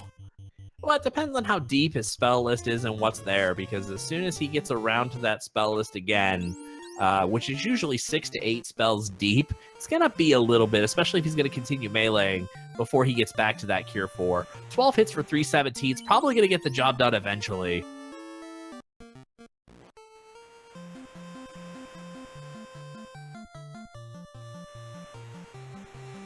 And there we have it. We have kind of a low HP Chaos. And so that is it. Fuchsia Fantasy has finished. He is our winner tonight. He certainly wins over Tyrenex, I should say, theangrycanuck, and thejokerMB. We're going to have to wait to be seen on that one. Fuchsia Fantasy finishes over Tyrenex with an official SRL time of 1:45.55. So GG, Fuchsia. Well, that scene was really interesting.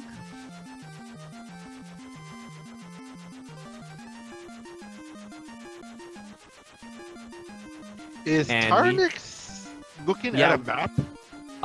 No, I've got it right here. Tyrenex actually has forfeited, so he is done.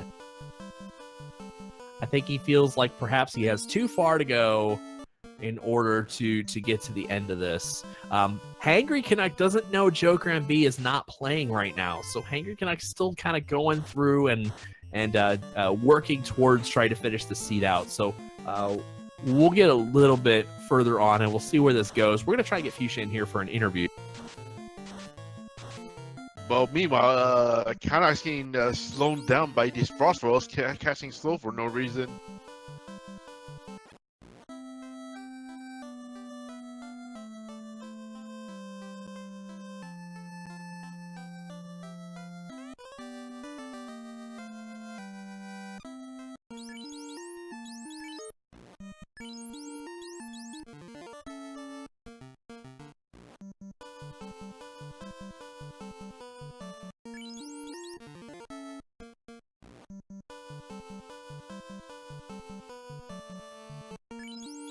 Man, I gotta tell you, that wasn't maximum trolliness, but that was a whole lot of fun to watch. Yeah, especially that early game. My goodness.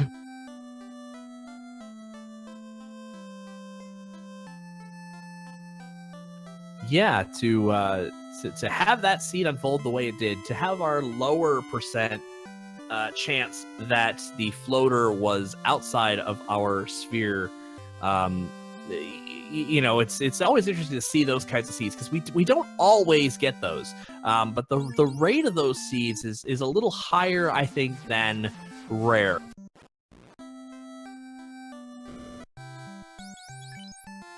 And I believe Fuchsia's waiting for us.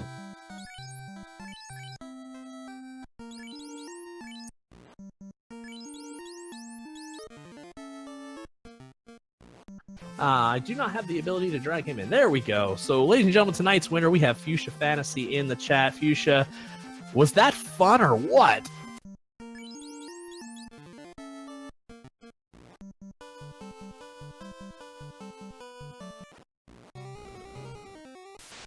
I wonder if it's he's fixing his mic right now.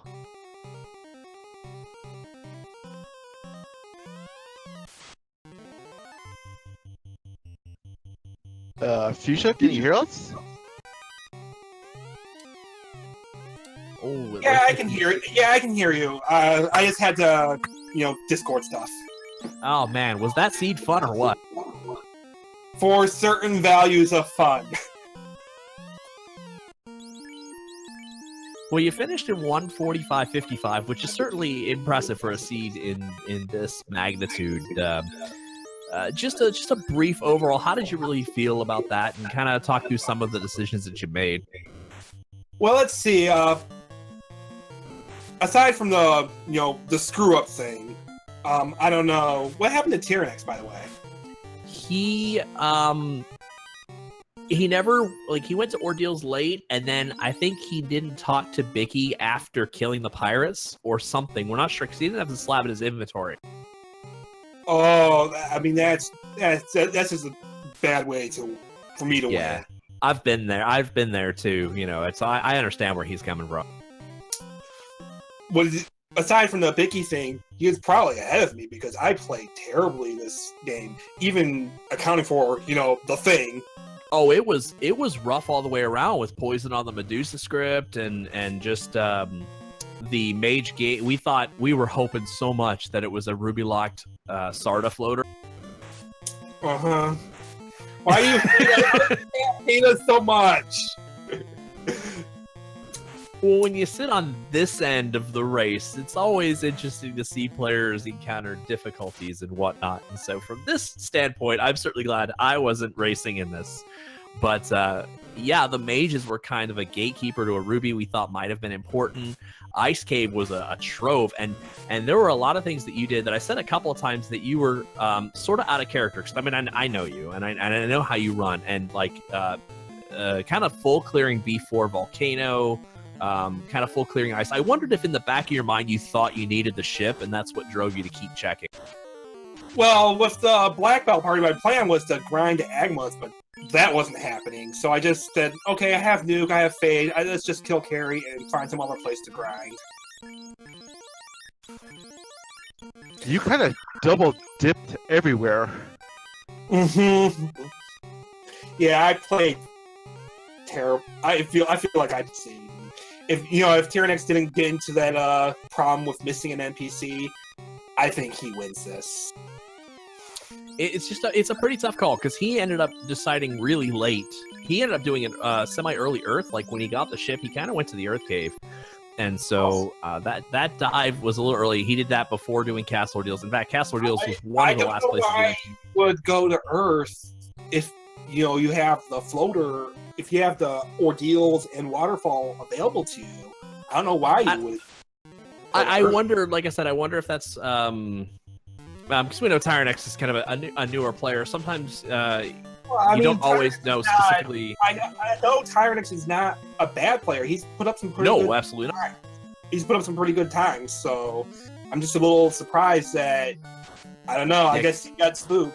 He got. Yeah, I don't know because I think Because I think his I mean, I don't know what happened, but his PB is better than mine. I think he posted earlier he has a PB of like 118 or something like that. So I mean, he knows kind of what he's doing. I think maybe just the seed threw him off, you know, because this has just been an ugly seed top to bottom. Yeah, I mean, the encounter frequency was just so high, and I was constantly getting in trouble on the river with those carries, with glare, and those hydras that always ambush. It was not a fun time. And then I get to walk all the way overland to Matoya and back to Elfland through that. That was pretty awesome. I'm not gonna lie. Yeah, I guess chat liked it. So, let me move this here. Let me make sure, see if I have any questions. Chat, if you've got any questions for Fuchsia Fantasy, feel free to post them up. Well, Fuchsia, let's talk about Temple of Fiends Revisited. That was actually probably one of the smoothest Temple of Fiends runs I've ever seen. That was just smooth top to bottom. We saw once. In contrast to the rest of the run. Right, I think we saw all of 2 spells. I think we saw Stun on Tiamat, and we saw Cure 4 on Chaos. Cure 4. Yeah, Cure 4 and Chaos, as Canuck picked up the bridge in Sky 3F. Oh, there's a bridge. Yeah, Who's gonna need a bridge anyways? Okay. So, Fuchsia, you moved to 2-0. There's 12. Well, there's going to be, by the end of this round, there's going to be 12 in the 2-0 bracket. I know you probably don't feel like you're riding too terribly high going into this, but at least you got to feel a little relief making it to 2-0. Oh, definitely. I do have a question for Fuchsia on my behalf. Who do you want as your next opponent? Oh, I don't play favorites. Well, I don't have to worry about Tristal because of what happened to him. So, I don't know. I mean, I feel like I'm ready for anybody, but yeah, who knows what'll happen. Who knows? Well, we're going to go ahead and start wrapping this up. We got Hangry Canuck on the Bridge of Destiny, but Hangry does not know thejokerMB actually disconnected. He lost power at his place, and he cannot reconnect. So, Hangry is kind of just playing by himself. We don't know if that match is going to be rescheduled or not, but it would be sometime in the next 2 days or so if that's warranted. So we certainly will have that probably on Randomania if we get that rescheduled. Otherwise, Hangry's just sort of playing in the sandbox by himself and doesn't realize it. So I'm going to turn this over. Fuchsia, if you've got any final thoughts, feel free to share them with the crowd here. Black belts are not good. Don't use them. Just ban them. It's better that way. I promise. Ooh, Brextrax. Yep, he just broke Tiamat 1 into pieces. Gonna send us out on a high note there. So, Chitin, any final thought? Well, as they always say, when in doubt, just break everything. I tell you what, it would not surprise me if our runners broke a few things sitting by their side. This seed has been one of my favorites to watch people kind of slog through. So props and GG's to Fuchsia for grabbing first place. Again, that SRL time is 1:45.55. If you like the content you see, feel free to give our runners a follow. All of our runners do these sorts of things all the time, so feel free to add them, follow them, give Hangry Canuck some attaboys, keep him going, because I know he's gonna finish this out. Huge thanks to Randomania, Maximum Barnes for our restream, for hosting us tonight. You guys are the best in giving our community a platform to be able to share with the gaming community. Big thanks to Czar for doing our tracking, as well as doing a